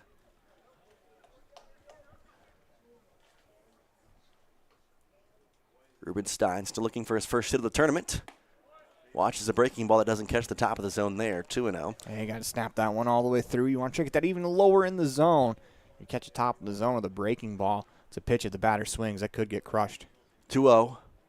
Line drive into left field. We were talking about his first base hit. There it is. A single to lead off the bottom of the 4th for Rubenstein. And that's a really good at-bat there from Rubenstein. You lay off a couple of good pitches, get ahead 2-0, and get a fastball center cut, take a pretty good hack on it, and drill a single into center field. Now, leadoff runner on. Caden Souders will step up. The left fielder popped out to the second baseman. His last time up in his only plate appearance. First pitch overthrown in and out of the glove of Maselli and allows the runner Rubenstein to advance to second. He stumbles around second as he takes a look at third. Ultimately decides to stay put as pass ball there. If you're Fort Collins right now, you get that run in, now you're down 2, you cut that deficit in half, and suddenly it's a brand new ball game. As they've done a very good job sticking with it. They were able to put up a 0 in that last inning. Now let's see if they can pay it off here in the bottom half. 1-0. Pop straight up. Foul territory. Maselli takes off the mask, and he is going to bounce off his glove as he had to kind of back up, and that's real tough. He did the right thing of turning his back to the infield, but the ball just came back inward, and it's one of the toughest plays ever when you're backpedaling to make a catch, especially when he was about to step on his own catcher's mask. Yeah, that's a pop-up to the catcher, for the people that maybe don't watch baseball. You think that'd be one of the easier plays because the ball doesn't go very far, but the ball has so much spin on it. It doesn't ever come straight down. Ball there. 1 ball. And 2 balls. Honestly, it might be one of the hardest plays in baseball because you're trying to catch a pop-up with a glove that's not really designed to catch fly balls. Fly ball into center field. Martindale retreats back. Makes the catch. Runner bluffs the tag and will stay put at second base. So Souders flies out the deep center field to bring up Coy Preby. It's a good job on the mound by Hickman, shaking off that, shaking off and picking up his catcher, the battery mate. It's a tough play behind the plate, and, you feel a little bit better about it, especially when your pitcher's able to get that out, especially on a fly ball like that. But, catcher's mitt's designed to catch the ball and kind of frame it and hold it. That's why they don't use catcher's mitts in the outfield. First pitch swinging here for Corey Preby. Martindale comes on to make the catch again. A nice play by the center fielder, throws it back in. And again, staying at second is Rubenstein. Yeah, he got a terrific jump on that ball. If he hesitates for even a second, I'm not sure if he gets there. This could be an RBI double into the right center field gap if he hesitates. Yeah, that's a great play out in center field. Now if you're Hickman, pretty good job. You had that leadoff single. And we'll see here as we got a mound visit. Looks like it's just going to be between the pitcher and the catcher. And this may be discussing pitch count of like, hey, I want to keep you out there, but we also want to make sure that you're available for later on in this tournament. Here's your situation. Here's your pitches. Go out there and get it. Given there's nobody in the infield, this is obviously not a pitching change at this moment, but there is somebody out there in the bullpen. Can't see a number. It might be one of the Malpies. I can't tell. They don't have many people on there. As it looks like 13 Trey Malpe. Yeah. So Trey Malpe is the one out there getting ready to warm up and possibly come in. 2 outs here for the pitcher at the mound right now, Hickman. So he tries to get through 4 complete with just the 1 run. Yeah, if you can strand that runner at second after him getting there with nobody out, that'd be really big in this game. Keep it a 3-run game. Breaking ball right in the zone for strike 1 to Ben Hopper. That's a great pitch right there. You start him with the off-speed stuff. Pitching backwards now, you really open up your repertoire for anything. Excuse me, not the DH. It's Jace Demler as he takes the role here. As they burn the DH, it's a chopper right side. That's off the glove of the second baseman, Fournier. He grabs it and holds the runner there. Fournier got the ball after it hopped off his mitt. A tough bounce. And for Colorado, got to take advantage of it. Runners at first and third with 2 outs. And it's the man of the hour for Colorado, Easy Campos. 2 doubles already in this tournament. Yeah, it's a good job out there at second base, not giving up on the play. It's why you never give up on the play. You know, the ball bounces away. You take a second to, man, dang it. And you get a little upset about it. That run could have came across the score. Instead, understanding the situation, he hops on the ball right away, keeps that runner at third. Now you give your pitcher an opportunity to still get out of this jam. Demler at first. Hopper. Excuse me, not Hopper. Campos at the plate. And the third baseman, the runner at third, Dylan Rubenstein. And if you're on the mound right here, Campos has drilled pitches on the inner part of the plate. If you can stay away from him, you might be better served. 0-1. In the dirt, a nice block at the plate there by Maselli, as that is ever so important at this moment. And looks like we're going to have the home plate umpire maybe talking about changing the ball. And yeah, they're going to change the ball out there. Yeah, it's more to give the catcher a little bit of a breather as he kind of came up wincing after that one. Looked like it caught him in the side. And home plate umpires will do that just to give the catcher a moment to breathe because catcher and umpire have a very mutual relationship. Knowing that if one gets hit, you got to give him a second. 1 ball, 1 strike. Inside, 2-1. Speaking of catchers gear, you know, on this day in history, in 1877, catcher got hit in the face with a follow tip. His replacement wore a catcher's mask, and that is thought to be known as the first time a mask has ever been worn in a National League game. 2-1, a swing and a miss from Campos. It's a good firm fastball on the outside corners. He ramped it up to 85 again. It's been sitting at about 81 to 82. Got a little extra on that one. 2 balls, 2 strikes, 2 outs, 2 runners on. Hickman trying to get out of the inning cleanly. The pitch home. Breaking ball, called strike 3 on Campos. 4 innings, 4 strikeouts to end each of those innings. Hickman, if he's done, does it in a spectacular fashion. We go now to the 5th. Yes, it's going to be 4-1 Alaska when we come back on this presentation of the American Legion Northwest Regional Tournament brought to you by Ready, providing safety and excellence in industrial construction and sports services since 1982. We are ready. We'll be right back here on mylocalradio.com. Light up your world with a custom-built LED sign from Rocky Mountain Sign in Evanston. It's a proven fact that signage that lights up creates more attention. So light it up and then add text, images, and video, and your sign becomes even more powerful. Start sharing your advertising messages and information with your customers today. The team at Rocky Mountain Sign provides all types of quality signage that is custom-built and maintained. Call today for a free quote. Rocky Mountain Sign, 307-789-5202. Rocky Mountain Sign, serving customers in Wyoming, Utah, and Idaho. Ready is committed to providing superior services to our customers by requiring individual accountability for excellence in quality, safety, and dependability. We are a growing company that is currently hiring across Wyoming, Colorado, Texas, Nevada, Idaho, and elsewhere. Our valued team members receive competitive wages, full benefits, and weekly pay. Interested in joining our team? Visit ReadyUSA.com. We are ready.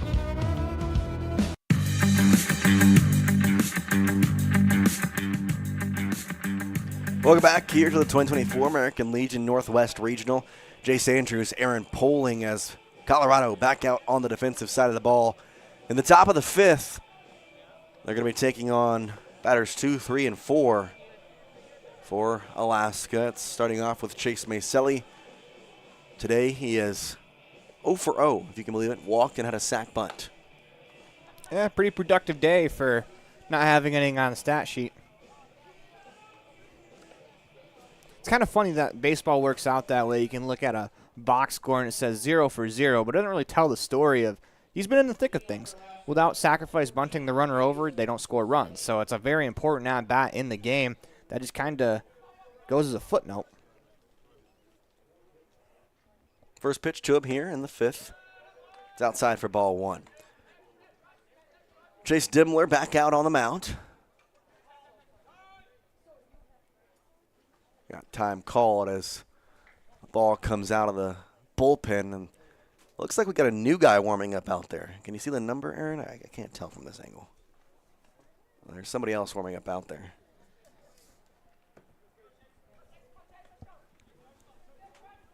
That looks like that's number 20, Palmer Dalton. No, Palmer Dalton's behind is catching. Foul ball into the pole there. You're trying to see the number. It's really hard to. Yeah, well, the only one that I have is Dalton's catching. Maltby was already out there. So it's Hunter Hilscotter or Keegan Lennox. 1-1. Just low, 2-1. Oh, it's probably Hunter Hilscotter because it's a righty. Yeah. Okay, there you go. Deductive reasoning, guys. Hunter Hilscotter out there in right field. Or foul territory right field. Algebra pays off. Algebra. 2-1. 3-1. Shows you how much you paid attention. I don't even know what math core that's from. I was about to say deductive reasoning is algebra. Maybe. Technically, you're not wrong, but like interesting. Probably not right either. 3-1. Maselli will swing and foul it away. Full count now. I'm pretty good at bat here to start the inning.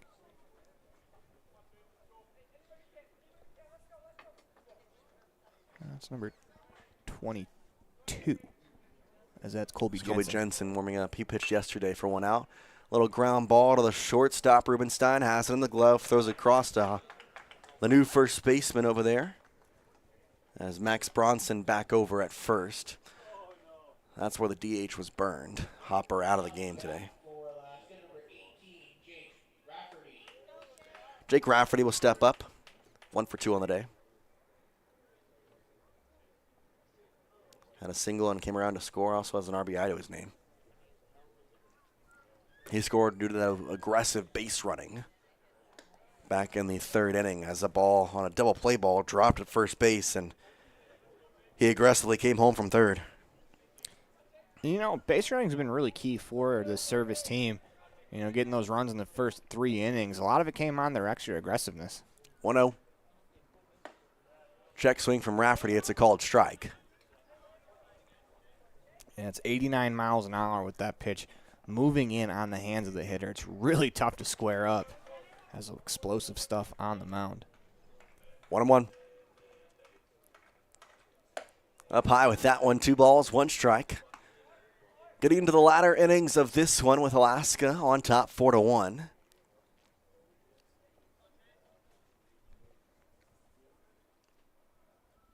Comes set the pitch. Up high, it's 3 balls and 1 strike. Well, if Demler on the mound, you're able to bounce back the last at-bat. All it takes is 1 pitch. Just got to execute right here. You want to continue to put zeros up on the board. Try to give your guys' offense a chance to get back into this one. That's away. 4 pitches equals a walk. That time it took 5 for him as he took 1 strike. Hunter Christian steps up, singled in the third. Reached on an error in the first. And if you're this team out of service, you want to try to push across 1 more run, Jace. That magic number of 4 you talk about, you know, you erase the grand slam beating you. when you get to 4. 4-1 the score. 1 strike, 1 out in the inning. Ball's away. 1-0.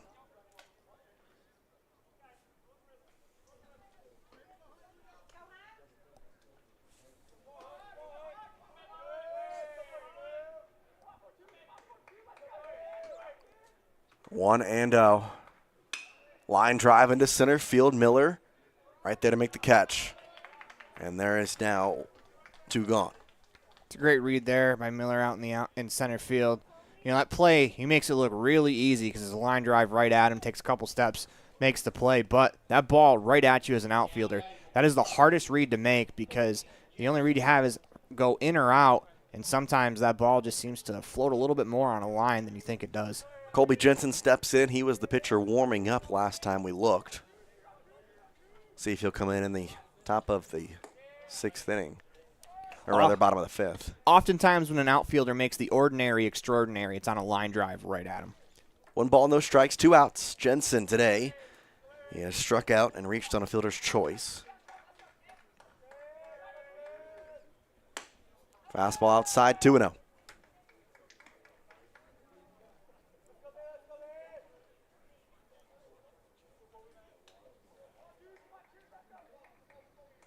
Two balls and no strikes, 2 outs.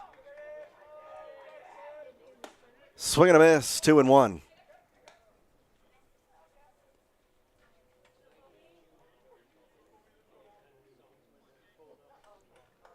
Rafferty still standing off first. He walked 2 batters ago now.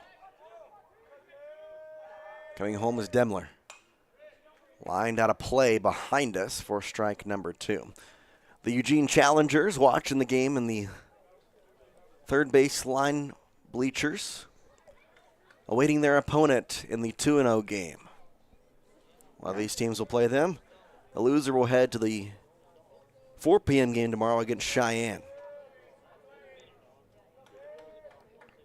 2-2, fouled off. Pretty good at bat here going for Jensen. You know, sometimes the pitcher that throws as hard as Demler does, you want to try to get yourself a pitch that you can handle, so you just foul off until you get one that you like. 2 balls, 2 strikes, 2 outs.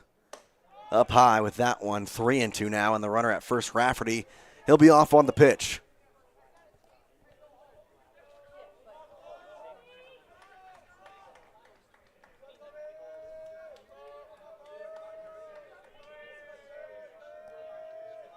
Demler looks in.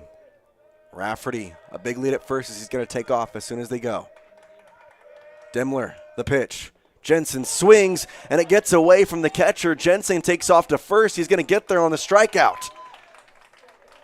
Yeah. Well, it's great to have a nasty pitch, but that one was too nasty. Bounced off the catcher's gear of Campos, and smart base running from Jensen takes off as Rafferty with the stolen bag. First base was open. Yeah, once again, we talked about not pouting in the last half inning because, you know, something goes wrong. Understanding that that pitch is filthy to you as a hitter. It's also filthy to the catcher behind the plate. He's able to swipe first base. Now it's Andrew Hickman. That bounces away from Campos. Rafferty to third. Jensen to second. 2 runners in scoring position with 2 outs all of a sudden. And if you're Campos, if you're going to call for that breaking ball, you have to block it. It's one of those things as a catcher with runners on base. If you're calling for a pitch that breaks down, you have to be prepared to block that pitch just because if you don't, things like this can happen. I understand it's filthy. Trust me. We could see it. We're right behind the plate. We know how nasty it is. It's not an easy play to make, but as the catcher, if you're going to call that, you have to block it so that way your pitcher has confidence in your ability to keep that ball in front. 1-0. Takes the strike there, 1-1. It's a good fastball in the inner third right there. Hickman doubled in the second, struck out in the fourth. 1 for 2 day. But also on the mound, if you're Demler, you can't be afraid to go back to that pitch because it is filthy. 1-1. Chopper, left side, moving over as Pregame, and it gets to the shortstop who holds it as that was just too far in the gap. Rubenstein gets to it, but it's an RBI infield single for Andrew Hickman. He helps out his own cause. Good job base running there by Once again, yeah. Jensen on second, just because, you know, you take off to third on that play, you know, with the third baseman coming over, you don't really have an opportunity to get there, but You know, 2 outs, that play is going to be hard to make. You don't want to run into an out and stop that run from scoring. It's just smart to stay there. 5-1, Trevor Maltby steps up. Watches strike one. Hickman at first, Jensen at second, and for Colorado, it really kind of grinds here as Jensen struck out, but because the ball got away from Campos, he was able to get to first, and now a run has come across because of it. Inside pitch, and it hits Campos real bad, and he's going to need a second here. His time was immediately called. Yeah, that should be a foul ball that ticked off the bat. Campos is going to have a quick discussion with his head coach, just kind of make sure he's all right. Trevor Maltby also checking on him, make sure he's all good. Deflected on him. I think that caught the knob of the bat. Yeah, it seemed like he kind of just like flinched a little bit and ticked right into the chest. So in that case, it's 0-2. A base hit could possibly score that runner for second as he'll be off on contact. Yeah, catching's a tough job. We've seen a couple of them. Indeed, the ump did call that a foul ball. Demler looks in. Gets the sign from Campos. The 0-2. Maltby sends it right back up the middle. Shortstop Rubenstein would just take the easy run to short to second and get out number 3. 1 run does come across the score. Bottom of the 5th now with the score on the T7 Propane scoreboard reading 5-1 in favor of Service. We'll be right back here to the American Legion Northwest Regional on mylocalradio.com. Presented by Ready Industrial Construction and Support Services. Visit ReadyUSA.com. Right now, we are ready. Precision, the quality, condition, or fact of being exact and accurate. Precision is important. Scoring the next point, making the perfect shot, getting the best score. And when you think of your dentist, you want precision to be the first word that comes to mind. That's why patients are so pleased with Dr. McKay Frankum. He provides precision family dentistry at reasonable prices to every patient. Dr. McKay Frankum, call today for an appointment. Call Dr. McKay Frankum at 789-8910.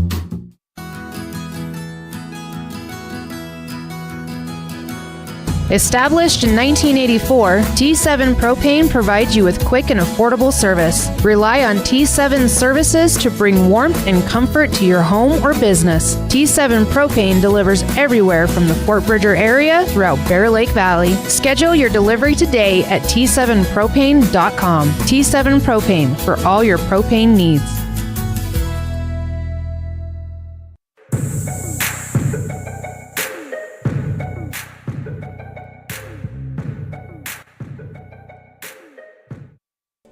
Bottom of the 5th we go, 5-1 the score. Anchorage on top of Colorado. And it's going to be still Andrew Hickman out there on the bump. Have to see how long he'll go, though, as we've seen 2 different pitchers warming up in the Service bullpen. You know, I mean, Hickman's done his job. He's done very good so far, allowed the 1 run. That's all you can really do as a pitcher. Be around the zone, give your defense opportunities to make plays. You know, pick your defense up every once in a while when plays don't get made, and Hickman's done a great job of that. First pitch in the dirt to Oliver Stanovich. He singled in a run back in the 3rd as his second AB of the game. Well, if you're wondering if fatigue is becoming a factor, that last fastball was 84 miles an hour. As that's above where I'd say his average fastball has been today. Low for ball 2, and sometimes with pitchers, especially at a younger age, fastball speed is kind of a hard time to tell fatigue-wise because instead you more or less start to overthrow the ball. So the speeds may look fine, but your fundamentals, your mechanics are off. Yeah, that's a good point. 2-0. Outside 3-0. And, you know, a lot of times when a pitcher starts to get tired, they miss high and wide, where that one did miss wide, but it's probably about thigh high in the zone. So be interesting to see if he can make the adjustments to get back into the count. 3 balls, no strikes. There's the first one of the AB as the fastball finds the zone. 3 balls, 1 strike for Hickman. 4-run lead. You might as well just groove a fastball if, Stanovich does some damage on it and you tip your cap to him. Well, there it is, Stanovich into left field, sends Jensen backpedaling and makes the catch about 5 or so feet in front of the warning track. And that's kind of why you just groove one there. You're up by 4. If he hits a home run, you tip your cap. Happens in baseball. It's just the game. But a lot of the times, the batter will get themselves out just by putting the ball in play on a good pitch. You can put a good swing on a ball a lot of times and it'll result in an out. So with the 4-run cushion, that's a really good job there of understanding the situation, just attacking the zone. There's a reason Hall of Famers get 3 hits in every 10 at-bats. It's baseball. 1-0. New batter Jude Miller, 0 for 2 on the day, a line out and a double play in the third. Flew out in the first. It's a game of failure. It's what makes it so unique. And that hits the back of Jude Miller. And hold on, is it going to be foul ball or are you going to say it's hit him? I think he got his back and then his bat. That's what I said. I heard the tick of the bat. I didn't know if it hit that first, though, or if it hit it back. And they're going to say back, which I think is the right call. It's a really good call there by home plate umpire Cam Borstad. As I have to say, we're obviously neutral parties, and I feel like the umping has been fantastic here in the tournament. Agree. I have not had any time where I've thought that, that we're having any sort of that. I mean, there's just been some amazing umpire work today, so credit to everybody. Strike there. And, pitches are nasty for the hitter. The pitchers are nasty for the catcher. They're nasty for the umpire, too, They got to read that and where it crosses the zone, and they've done a great job at it. 0-1 outside.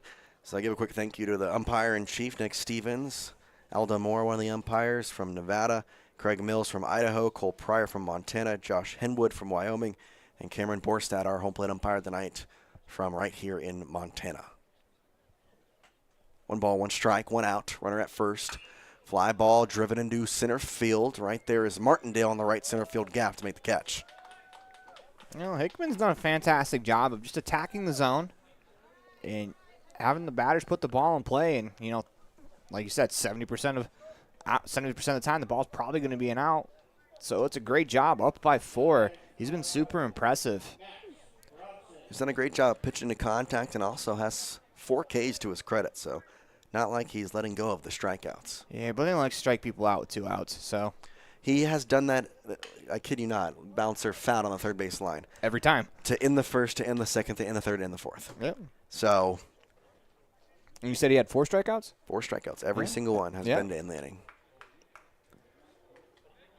That's interesting. He has not had a strikeout that has not ended the inning. It's also what's great about baseball is you just find these oddities in every game. And it's what's so awesome about the sport. Maybe because I'm an odd person. I think it's cool. 0-1, swing and a miss, 0-2. Well, does the trend continue? Yeah, that's the real question. I like to see him go with that breaking ball. Bounce it in. Have faith in your catcher that he's going to be able to block it. You're heading the count 0-2. 2 outs. And the strikeout king strikes again. 5 innings, every single one of them ended with a strikeout for Andrew Hickman. Man, I love baseball. We go to the 6th, 5-1 the score. Alaska on top of Colorado. It'll be Anchorage with the bats when we come back here. You're watching the 2024 American Legion Northwest Regional right here on MyLocalRadio.com, part of the My Local Radio Sports Network, brought to you by Ready Industrial Construction and Support Services. Explore Logan, Utah. We've got so much awesomeness, I don't know where to begin. Your hotel is only 10 minutes from the gorgeous National Forest for hiking and biking, birdwatching, and wildflower spying. Logan is Utah's heart of the arts with more than 253 live professional performances this summer and free concerts every weekday. Catch the Garters Market and tons of festivals and fun. Head to Logan. You won't break the bank on less than a tank.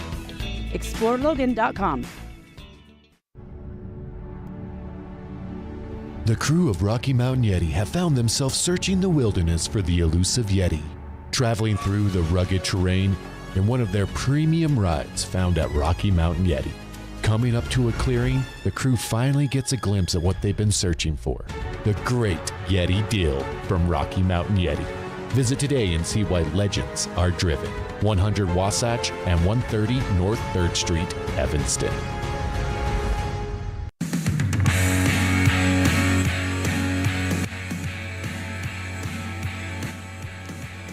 Sixth inning we go. 5-1 Alaska on top of Fort Collins, Colorado. Jace Andrews, Aaron Poling. And it's going to be Demler back out on the mound for Colorado here in the sixth. He'll face the 8, 9, and 1 hitters here for Service Alaska. Sebastian Fournier will lead us off, followed by Landon Martindale and Rylan Nickla. The leadoff hitter, who has a double already to his name today, will be the last guaranteed batter we see in this inning. Once again, for the third inning in a row, we're going to have a pitcher go out to the bullpen for Anchorage.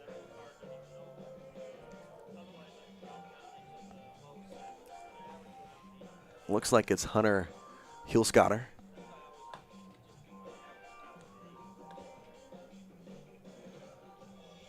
If that is the end, I keep saying that. He keeps coming out to pitch, so we'll see if Hickman comes out again. But he has just done some amazing things today, allowing just the 1 run on 5 hits, striking out 5, each of the strikeouts to end each of the 5 innings. Sebastian Fournier singled last time up on a 1-for-2 day thus far. Demler on the mound. Looking to bunt. Fournier pulls back, and it bounces at the plate. Looks like we have a new catcher as well, as some defensive changes for Fort Collins. Max Bronson, who was originally first baseman, goes to catcher, and Easy Campos goes to first. So it's just a hard switch there, and that may be due to Easy Campos kind of getting beat up at behind the plate the past 2 days. Yeah, he took one right in the chest off a deflection off the bat. Give him a break. Fournier pulls back once again. This time it's a called strike, though, 1-1. You know, you squared a bunt one time. It's usually trying to drop ahead. I think that time it's designed to see if maybe, you're going to take a pitch, throw the bat out there, see if you can distract the pitcher. 1 ball and 1 strike. Demler on the mound, the pitch. Outside, 1 ball now turns to 2. But also what it does is it pulls the corner defenders in, and now, much better opportunity to squirt one by them down the line. And one play I like is the old Butcher Boy play where you fake the bunt, pull the bat back, you try to slap the ball, yeah. Well, and usually if you slap it to the third base side, they're going to be really close up to you, not able to make the play. Fouls that one back 2-2. I should say I love that play as a batter. As a third baseman, I don't really like it. You're scared to death. Yeah, I like my teeth. You're about, 30 feet from home plate. You're staring at a guy with a bat now with a ball. 2-2. Count runs full now. Yeah, actually, in a game for the Evanston Outlaws this year, it's one of the things I do throughout the fall. We cover the Outlaws. There was a batter that squared to bunt. The first baseman ran all the way up to the cut of the grass and stood there as the kid tried to bunt it. Then he catches the pop-up. Strike 3 called. Sebastian Fournier goes down looking. He was hoping for ball 4. Instead, he'll have to go back to the bench. It's a great fastball in the outside corner, dotted, good velocity. It's tough to, do anything with that pitch. All you can really try to do is either hope the ump calls it a ball or just try to slap it foul. You're not really going to do any damage with that pitch. 1 out here now in the top of the 6th inning. Landon Martindale at the plate facing Demler. Martindale struck out twice today already. Both times they were the second out of the inning.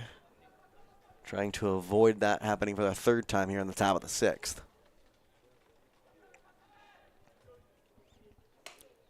Lined it foul into the stands over near the Eugene team, who looks to be packing up, heading back to the hotel. They'll be in the 7 o'clock game tomorrow against one of these 2 teams right in front of us.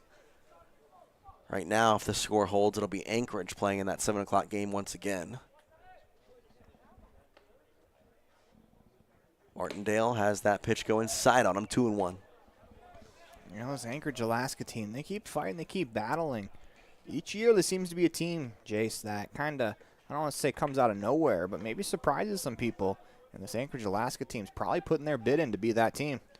2-1. Fouled away.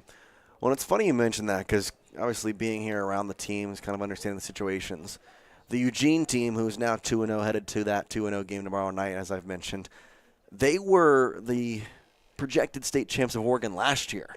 They had a really good record throughout the year, but didn't win the state, so they didn't make the Northwest Regional. 2-2 to Martindale. swings through it for strikeout number 2 in the inning and strikeout number 3 of the day for Martindale.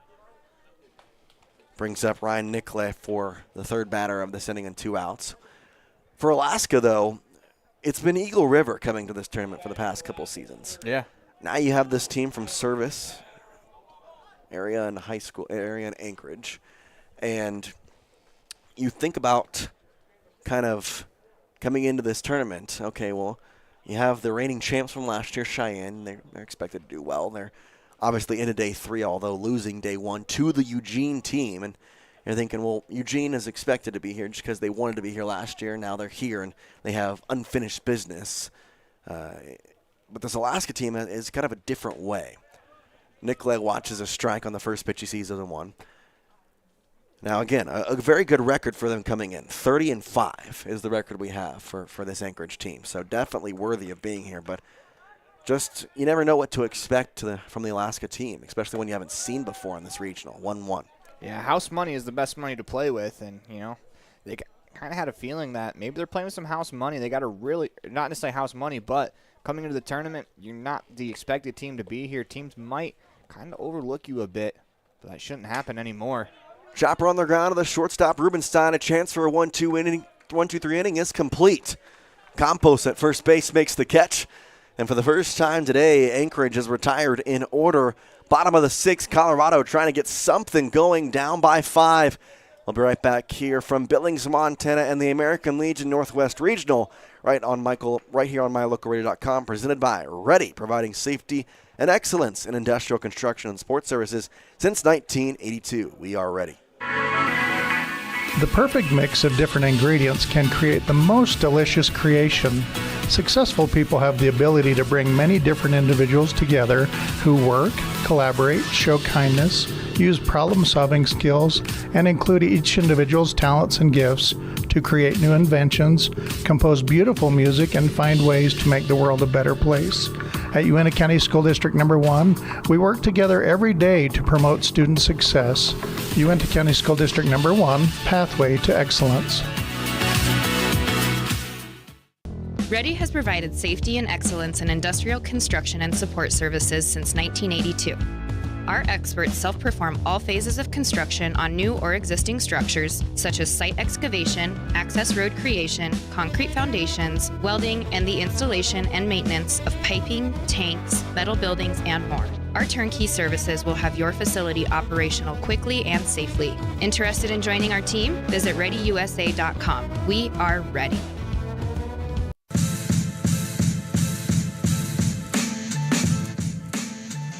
Welcome back here to the 2024 American Legion Northwest Regional. Jace Andrews, Aaron Poling bringing you the action for the final game of day number 2. It's game 8 of the tournament. And right now, Anchorage behind the pitching efforts of none other than the guy on the mound, Andrew Hickman, who has been just excellent. He continues out here in the bottom of the 6th. He'll face Dylan Rubenstein, Caden Sodders, and Coy Preby, the 4, 5, and 6 hitters. And we've seen people warming up in the Anchorage bullpen. I don't know what the leash is here for Hickman. My guess is the leash is going to be pitch count. This looks like it's Hickman's game to go unless he finds some serious trouble. But if he can continue to groove, it'd be his game. First pitch swinging, popped up out of play on the first base side. It's going to land just shy of the concourse on the awning over the stand on the first base line. This is such a great venue for a baseball game, for a tournament like this. This place has been so much fun. Bouncer right side, Fournier gloves it on a nice play and goes over to Rafferty for out number 1. Very good range there from Fournier. Yeah, you said it. The range of that play is what makes that play the hardest part of that play. Just because by the time you range all the way to the ball, you're about 10 feet away from your first baseman. An easy toss is going to do it. It's a great play. Just understanding, that's a play that he bobbled last time, shaking that off, getting back on the horse, and making that play. 1 out. And the first pitch here to the new batter, Caden Sodders, is outside for ball 1. Sodders is 0 for 2. Pop out and fly out today.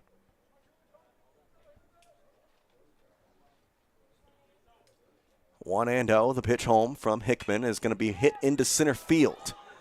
Shallow center field. It's the shortstop just on the outfield grass as Christian makes the catch.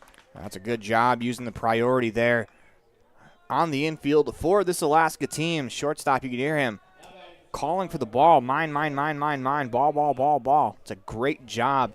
As soon as he did, the second baseman vacates and runs out towards center field. One added layer to that, the center fielder, if that's deeper into the outfield, if he can get there, that's his ball as part of the priority. But that ball being so shallow, you just kind of let your shortstop take care of that one. 2 outs for Corey Pregame at the plate now. Hickman's first pitch to him is a breaking ball that finds the zone.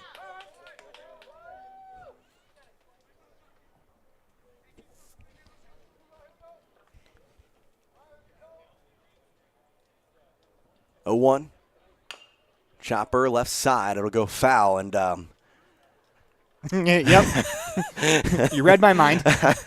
0-2 with 2 outs. Stop me if you've heard this story before. Can Hickman do it again? He has struck out to end the first, second, third, fourth, and fifth inning. Good 1-2 there. It's a good fastball off the plate outside. Good take.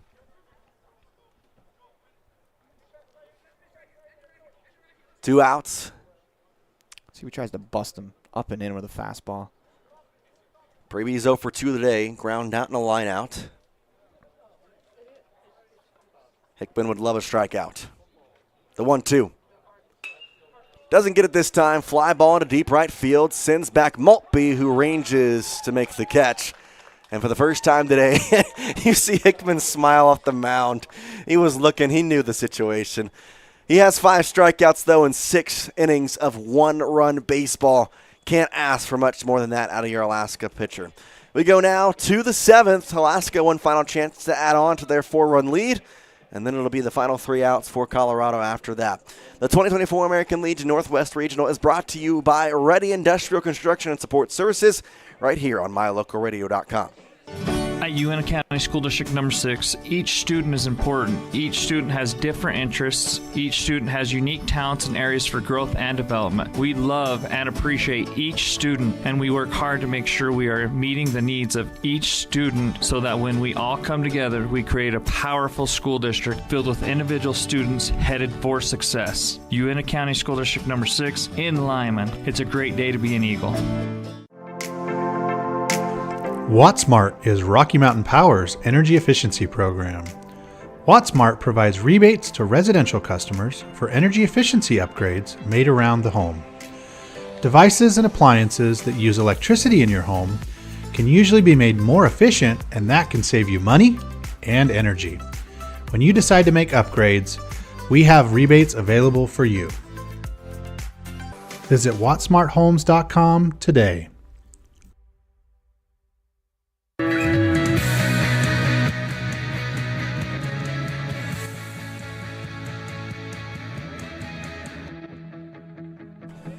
Seventh inning we go, 5-1 Alaska on top of Colorado here in the last game of day number 2 of the 2024 American Legion Northwest Regional.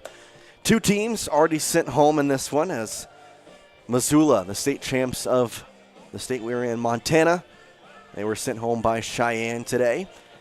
And then Pocatello was sent home by the host team, the Billings Scarlets. They got shut out 8-0, and it was a no-hitter for the Billings pitcher. So, pretty amazing thing to see here at the Northwest Regionals. That's the first no-hitter since 2019. Yeah, we have seen quite a few different things. There's been a little bit of everyone. I mean, after the no-hitter, the first base dugout went 10 2/3 innings without getting a hit in between the 2 middle games.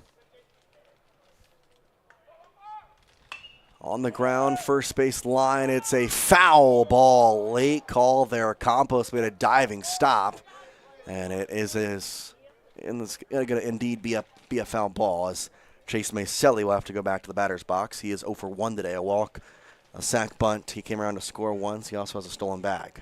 Yeah, heck of a play there from Campos. Just getting over there, diving, making a heck of a play. 0-1 pitch from Demler. Fortunately, just go down as a footnote strike. Outside there. 1 ball, 1 strike. Last inning. Unless we get 4 runs from Colorado, see if we can get the extras going. 1-1. Popped straight in the air into foul territory. The third baseman, Pregame.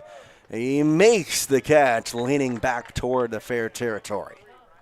I guess when I say we've seen everything but extra innings. Yeah, that's true. I didn't really think of that. We almost saw it last evening with this Colorado team as they stranded a tying run at second base for Billings. Absolutely. And, that's the quality of baseball we've seen. This has been an incredible tournament.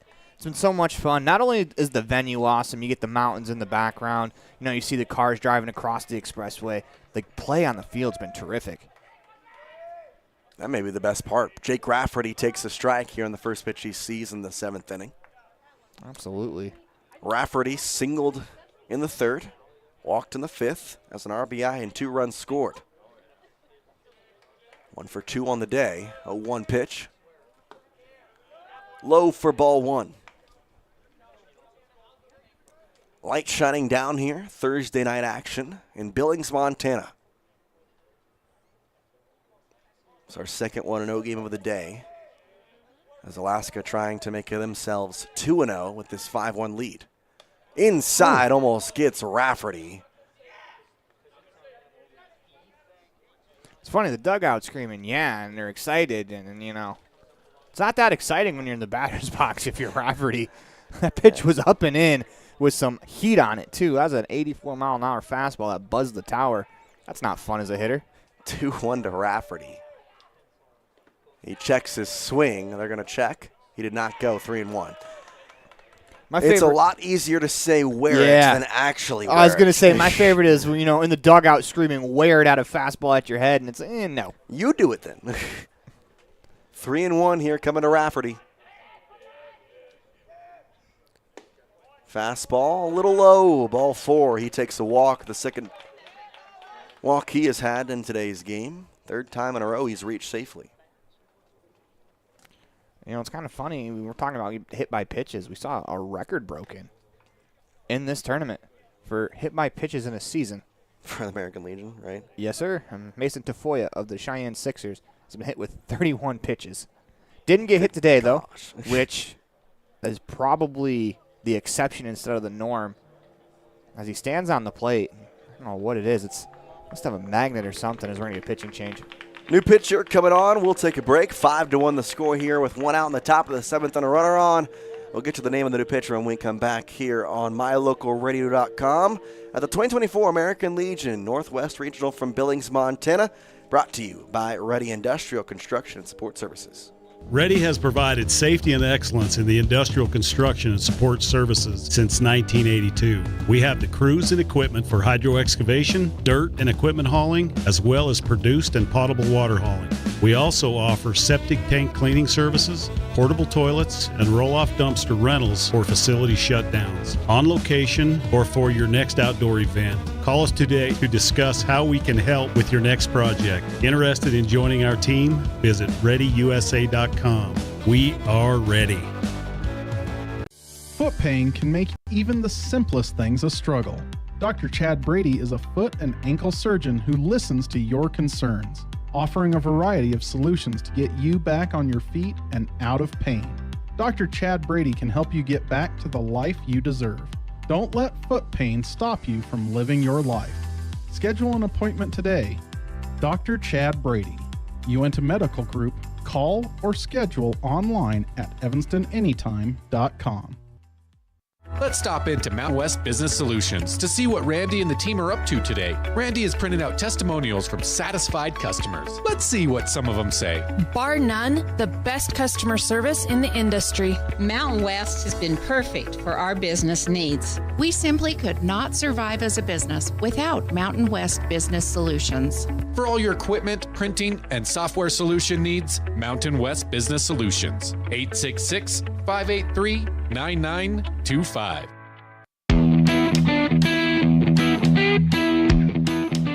Aiden Huerta checks up on the bump as he'll be the new pitcher for this Colorado squad, as Rafferty will stay at first base after the walk, and it'll be Hunter Christian, the first batter to face Huerta. Yeah, he's got a job to do. You want to leave this game right at 4.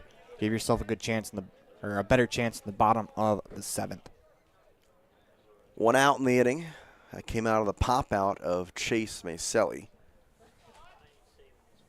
Huerta needing to get the final 2 outs of this inning, as Aaron said, to try and keep this lead at just 4, or deficit rather, for Colorado's sake. Inside pitch gets the call for strike 1. It's a pretty good first pitch of the game, you know. I come in, dot one at the knees on the inside corner. It's a good way to establish yourself into this matchup. Huerta checks the runner, Rafferty at first. Now comes home. Breaking ball finds the zone. That's a great one right there. It just drops in. You know, we talked about how they have it set up with the last pitcher throwing so hard. Right here, Huerta, that was a 66-mile-an-hour curveball. That's a big difference in speed from, you know, the 89 that was thrown to these Alaska hitters beforehand. 0-2 to Hunter Christian. Line into left field. It's going to get past the left fielder, Sodders. Rafferty round second. He's getting the wave home, the speed coming home. The relay throw from Pregame, the third baseman, will not be made. It's an RBI double. Hunter Christian, his second hit of the game. Yeah, that breaking ball just stayed up a little bit too high in the zone. Kind of flattened out about belt high. With a good job turning on that one and drills a double down the line. Good base running. Got a really good jump on that ball as he was off as soon as it was over the left fielder's head. That's the only way you score from first on a play like that. RBI double for Hunter Christian now brings us to Colby Jensen. Jensen 0 for 3 on the day. A couple of strikeouts on a fielder's choice. Now he has a runner at second base that could potentially make this 5-run lead a 6-run lead.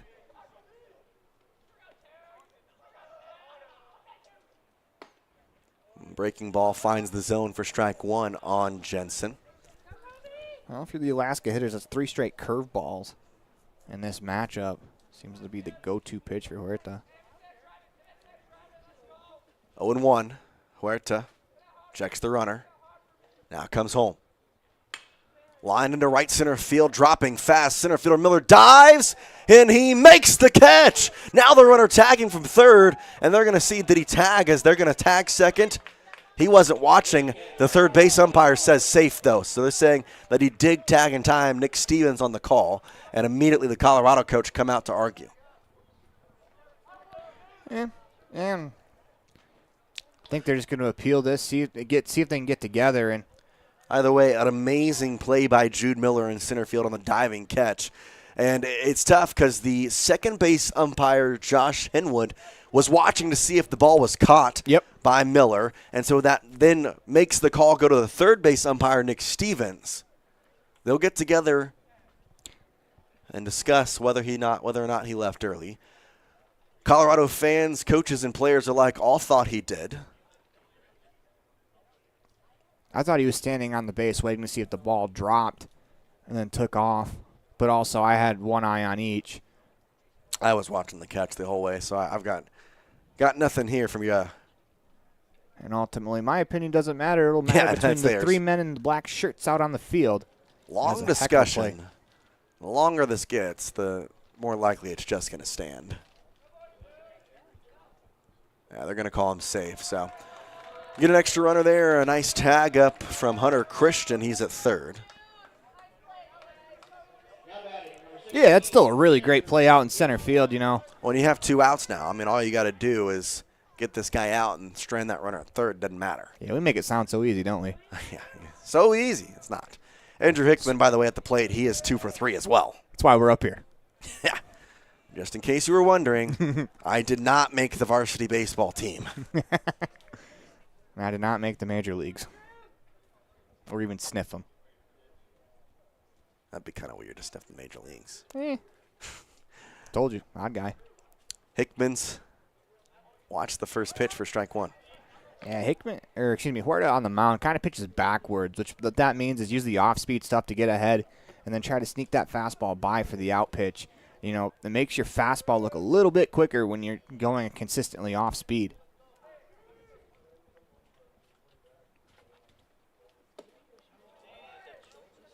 Goes away.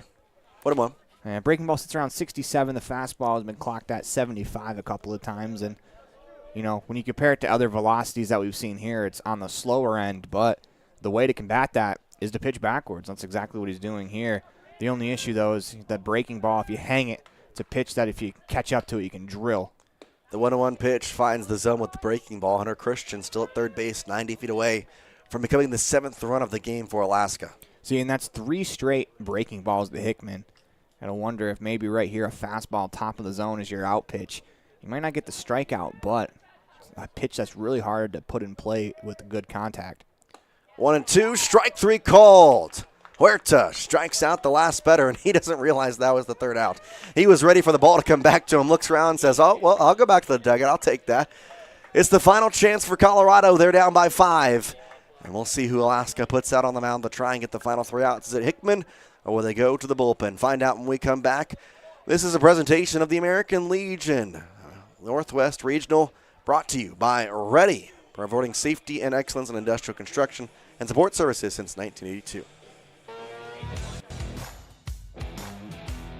High school sports. We love it. We support it. We're your #1 fan. Trona Valley is your local credit union, and we're proud to invest in relationships that go far beyond banking. We're proud to invest in the lives of our young members and their love for sports. You are champions in our community, and we're here to support you all the way, on a court, on the field, or elsewhere. Together, let's develop lifelong successful financial habits. You're awesome. Trona Valley, member NCUA. TronaValley.com. We're here for you. The strategic plan for Una County School District Number 4 states, through collaboration with the entire learning community, our mission is to instill problem-solving skills in our students that will translate to a rapidly changing global environment. We work to accomplish this by constantly improving student achievement, improving student academic and behavioral skills with a district that operates efficiently and effectively. Uinta County School District Number 4, excellence in teaching, opportunity through learning.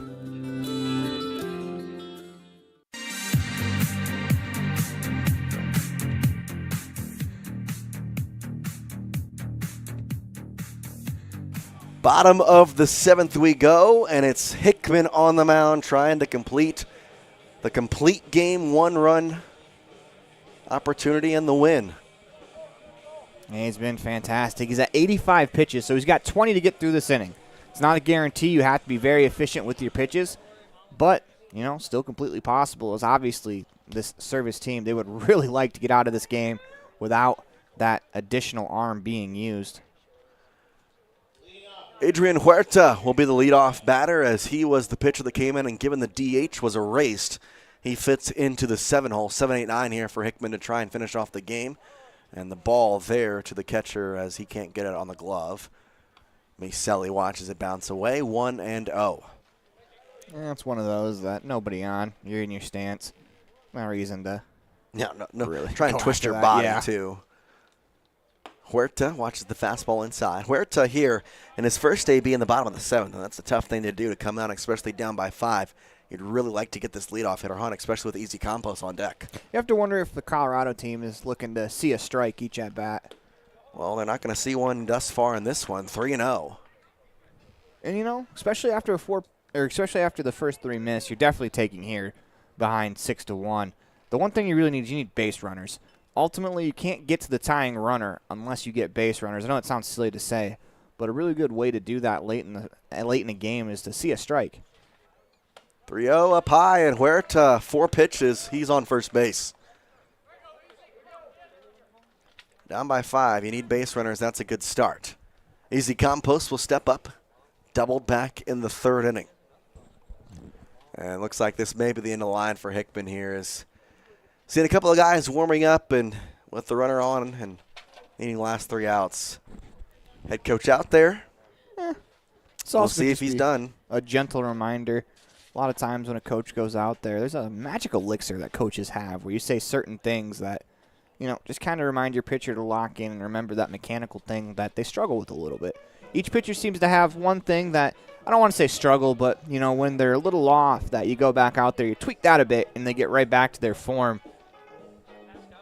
As if coaches could really bottle up what they said on the mound, they'd sell that stuff because it works. It does, and he's going to leave Hickman out there. Yeah, just give him a break, you know, let him reset, remind him, hey, dude, you're in the 7th inning, you've given up 1 run, you've been terrific. We know you can do it. You're our dude right now. We have the ball in your hands. We have the ball in your hands for a reason. Just go out there and execute. Well, and given his 85 pitch count, he's done for the tournament after this game no matter what. So may as well let him try and finish this complete game out. I love that pitch right there. It goes breaking ball. It forces you to finish after he missed a couple of pitches high. 0-1 with the runner at first base, Huerta. And this time inside with that breaking ball, 1-1. Could have also just been a discussion to say, hey, don't throw another fastball. Let's not do that if you're going to throw. If you can't locate, let's get the breaking ball going. Yeah, go to what's working. 1-1. Well, there's the fastball, bounces away. Huerta will advance to second. And it's not a knock on you as a pitcher. It's just at different times in your start, things will work. Oh, and that's the whole reason mound meetings are a thing. Mm-hmm. Got to go out there and just kind of calm down your pitcher, and it's proven to work. 2 balls, 1 strike. Well, if you're on the mound, you just want to fire a strike. If you're going to throw that breaking ball, you want to get to the bottom of the zone, as Campos has a ton of power. Campos uses that power to send it into right center field, or left center field rather. But right there to grab it is Martindale, and he'll chuck it in as right there Hickman will get it and gets the high five from his third baseman, Nicola. That's a good job, just attacking the zone. You know, that was a good swing from Campos. If you had to kind of measure out who had the better at-bat between batter and pitcher right there, you could probably say Campos put a really good swing on that ball, hit a ball really hard, but still the pitcher wins. Oliver Stenovich will step in the 9 slot with the runner at first. Inside, and it gets away from Hickman as he'll go to first base. Runners at first and second now. And it's never feel good to get hit in the back right there. Jude Miller now steps up.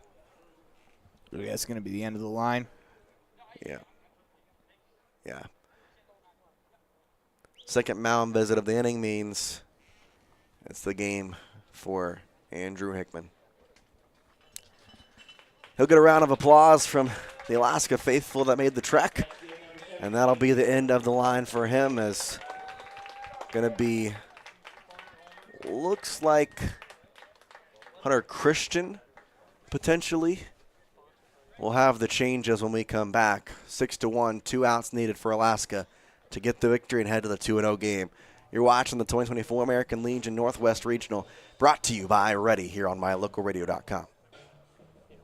Farming requires working with the right equipment. At Covelo Auto Farm Service, you will find the right size tractor, tractor accessories, cattle chutes, and calf corrals for all your farming needs. Covelo's has all your auto needs as well. From fluids to belts to protection for your hands, they've got you covered. Covelo's also offers a service center for your truck and tractors in one convenient location. Covelo's is your one-stop farm and auto shop. Stop in and see them today at 80 Reese Road in Lyman. Covelo's Auto Farm Service.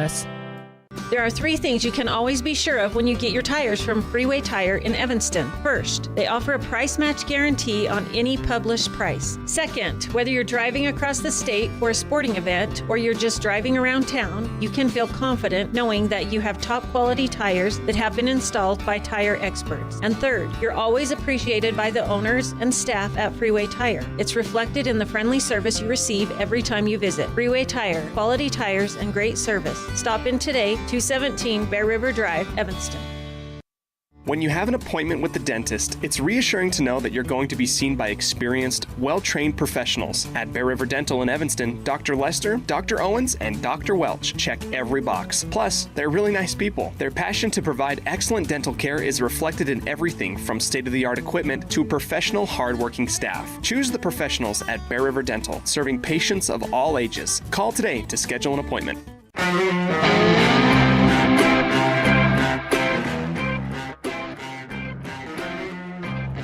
The first pitching change of the night for Alaska comes in the bottom of the 7th inning as Hunter Christian, the shortstop, takes over for what was an amazing outing of Andrew Hickman. Don't close the book on him yet. He's responsible for the runners at first and second, but he leaves, allowing just 5 hits and 1 run on what has been an incredible performance. So I get you the changes all across the field, as coming on into play is going to be Trey Maltby. He'll take over at first base for Rafferty as Rafferty goes to third, replacing the new pitcher who is going to be the shortstop originally, Hunter Christian. Replacing Christian at short will be Nicola, who was the third baseman. And staying in the game is Andrew Hickman as he goes out to the outfield into the right field slot.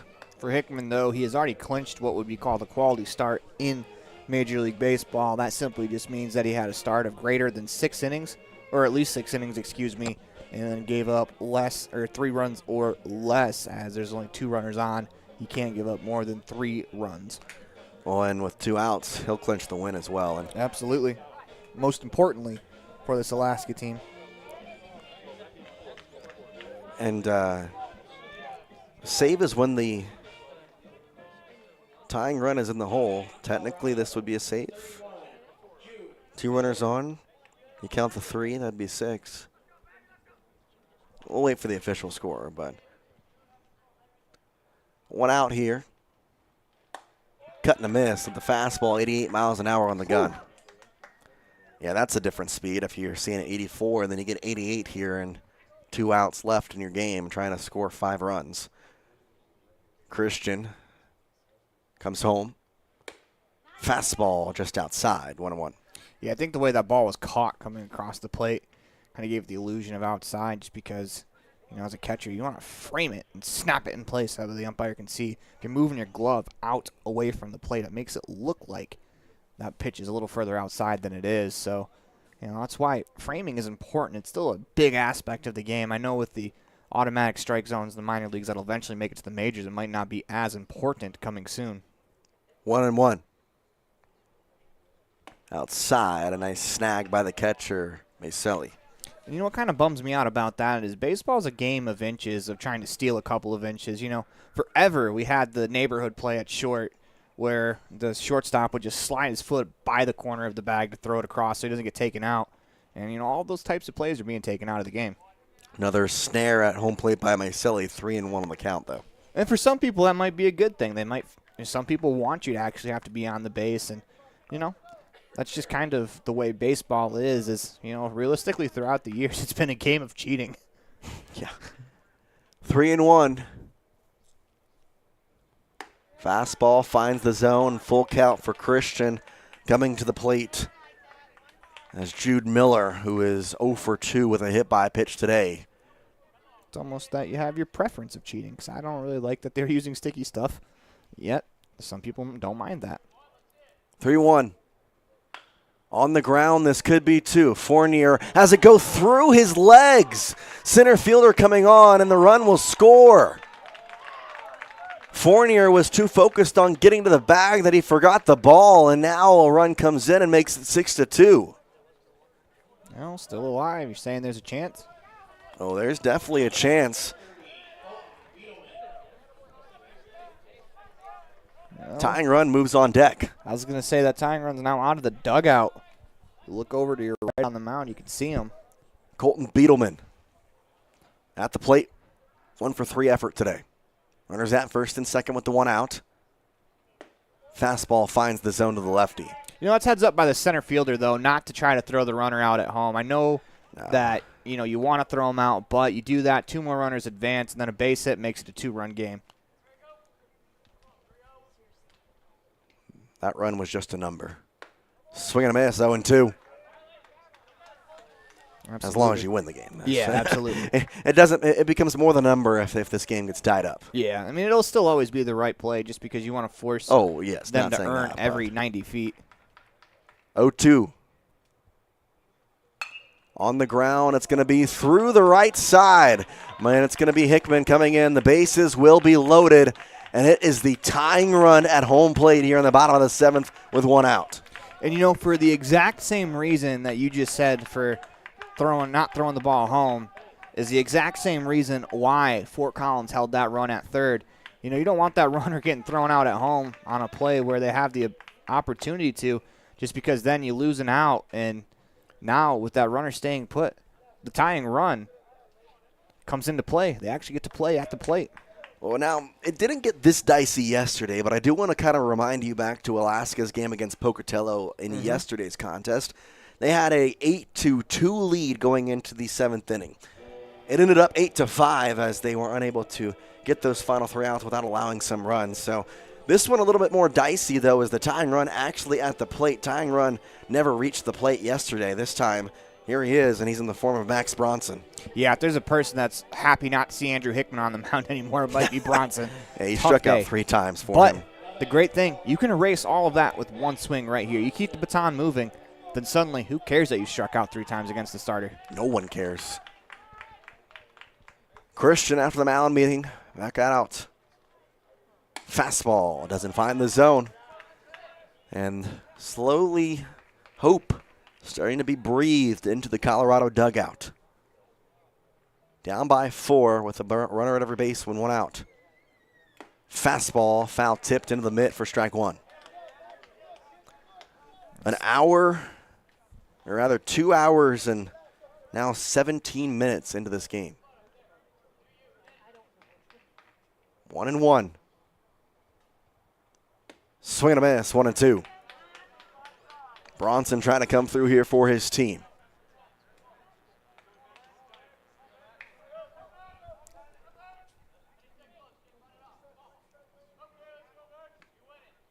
One and two. Breaking ball fouled off. You know, you go to that pitch, give the batter something to think about, but I think so far in this at-bat, the fastball has been his best pitch. I'd expect him to go right back to it. And the breaking ball is on the inner third. If you start that fastball about, I'd say maybe about the top of the zone on the inside corner, it's going to be real hard to pull the trigger, especially after seeing that curveball. 1 run in here in the bottom of the 7th. A 1-2 pitch to Bronson. Fouled away. He keeps this AB going. Yeah, that was a really good executed fastball in the inner third. Sometimes you got to tip your cap to the hitter as he was just able to get a piece of that one. Really good pitch.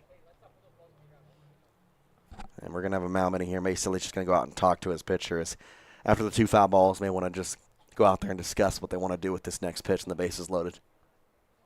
Also, with the runner at second base, there is the possibility of the signs obviously being relayed. So we'll be going out there and just discussing.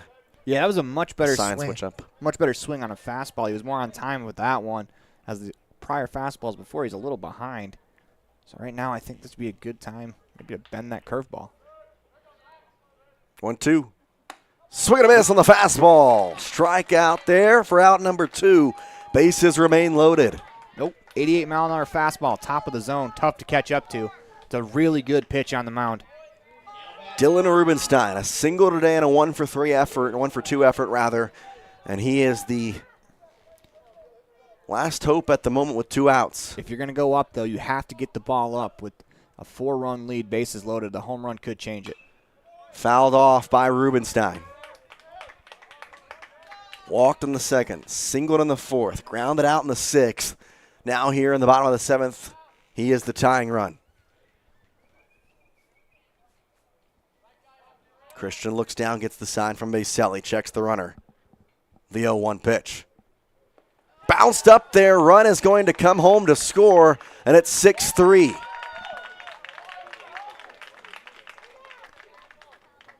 Huerta comes all the way around, or excuse me, that's not Huerta, that is Oliver Stanovich, the 2nd run of the inning. And now a base hit brings you within 1. That's a pretty good job here by Fort Collins, just giving themselves an opportunity here in this inning. 1 ball, 1 strike. Miller at 3rd, Beetleman at 2nd. Fastball finds the zone, 1-2, 1 pitch away. Oh, you got to protect here. Choke up, protect. Do everything you can to try to put this ball in play somewhere. 1-2 with 2 outs. Coming home.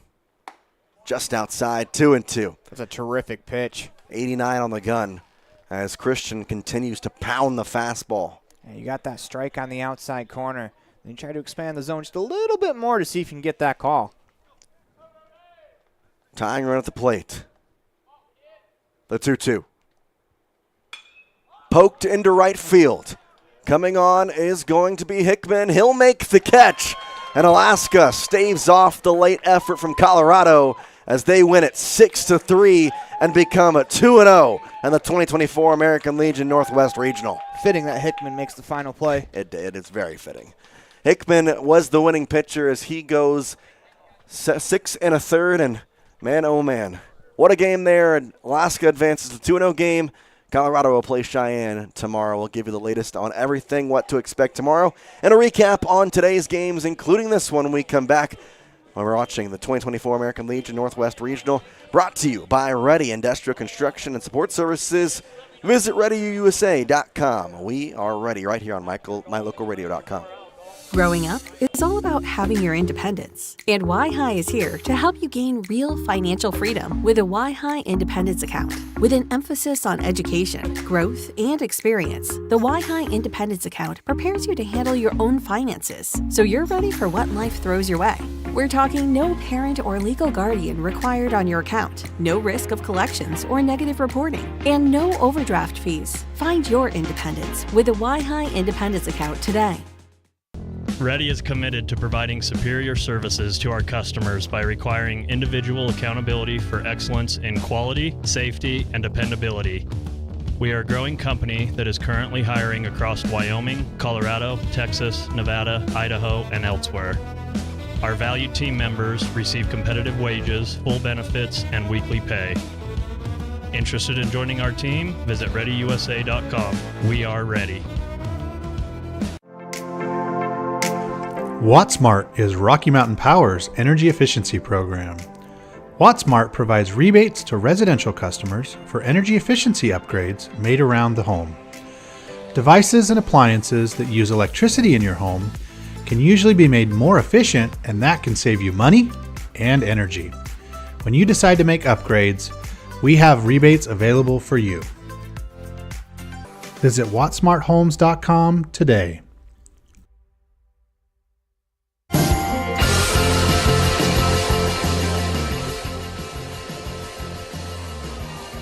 Welcome back here to Billings, Montana. 6-3. Alaska beats the Colorado team in the 1-0 game. In game number 4 of day number 2. And it was a very good outing from Andrew Hickman as he gives up just 3 runs on 5 hits and pitches 6 1/3. He is your winning pitcher on the night. Alaska comes in here and wins this one 6 runs on 8 hits and 2 errors.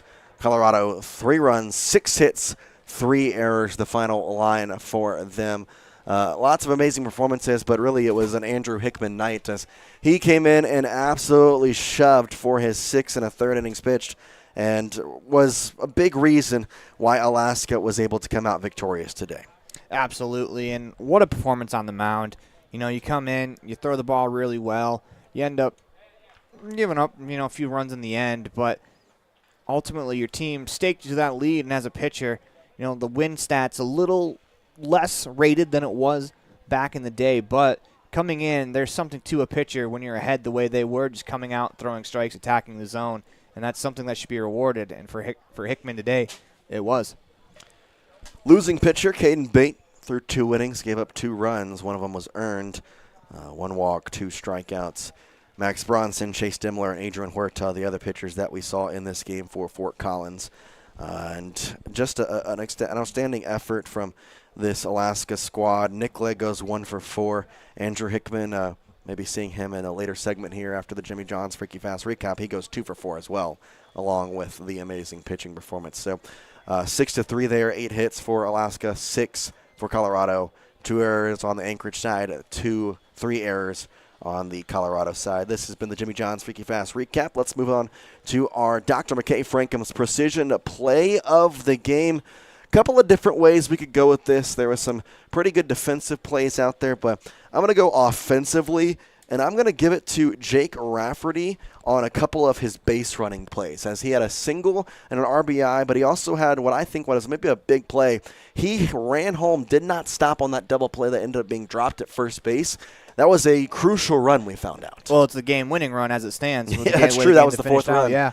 That's true. So there is your precision play of the game. Jake Rafferty with the base running skills gets an extra run for the Alaska squad, and they win this one 6-3. That is your Dr. McKay Frankham's precision play of the game. Let's go now to our Pepsi player of the game, brought to you by Western Wyoming Beverages. Everything is better with Pepsi, and I'll tell you what, everything was better with Mr. Hickman tonight. He goes 2 for 4 at the plate. He goes 6 in a third innings pitch, allowing 3 runs, 2 earned on 5 hits, striking out 5. Each of those to end the first, the second, the third, the fourth, and the fifth inning. The only inning that he pitched that he did not end the inning with a strikeout was the 6th. And he is your Pepsi player of the game, also scored a run and had an RBI. What a day for Andrew Hickman, as he was the life and blood today of this Alaska squad. He ended up turning in quite a shift for this Alaska team. And, you know, I want to take a second to talk about this Alaska team. As we talk about every year, there's a team that surprises, sometimes for good, sometimes for bad. This year, for good, this Alaska team, I think, is really surprising people. They're going to move on to the 2-0 game. They have an opportunity. If they win tomorrow, we're going to see an Alaska team in Championship Sunday. That's going to be pretty nice. It's awesome to see. You know, part of it, too, I think this is a super tight-knit group. You travel the travel hours. You know how far of a travel that is. It's quite a bit. Yeah. And, you know, yesterday getting off the plane and having to play in a baseball game, I don't know when they traveled in, but jet lag's a real thing. And they have been the furthest to travel to this tournament. They have had to deal with the most hours lost due to, you know, time changes. As they've lost more hours than anyone. It's impressive that those teams out west are able to come out and play with the time change. I know for myself it's something I don't adjust to well, and they've done a terrific job. This Alaska team is no joke, and they're one game away from playing on Championship Sunday.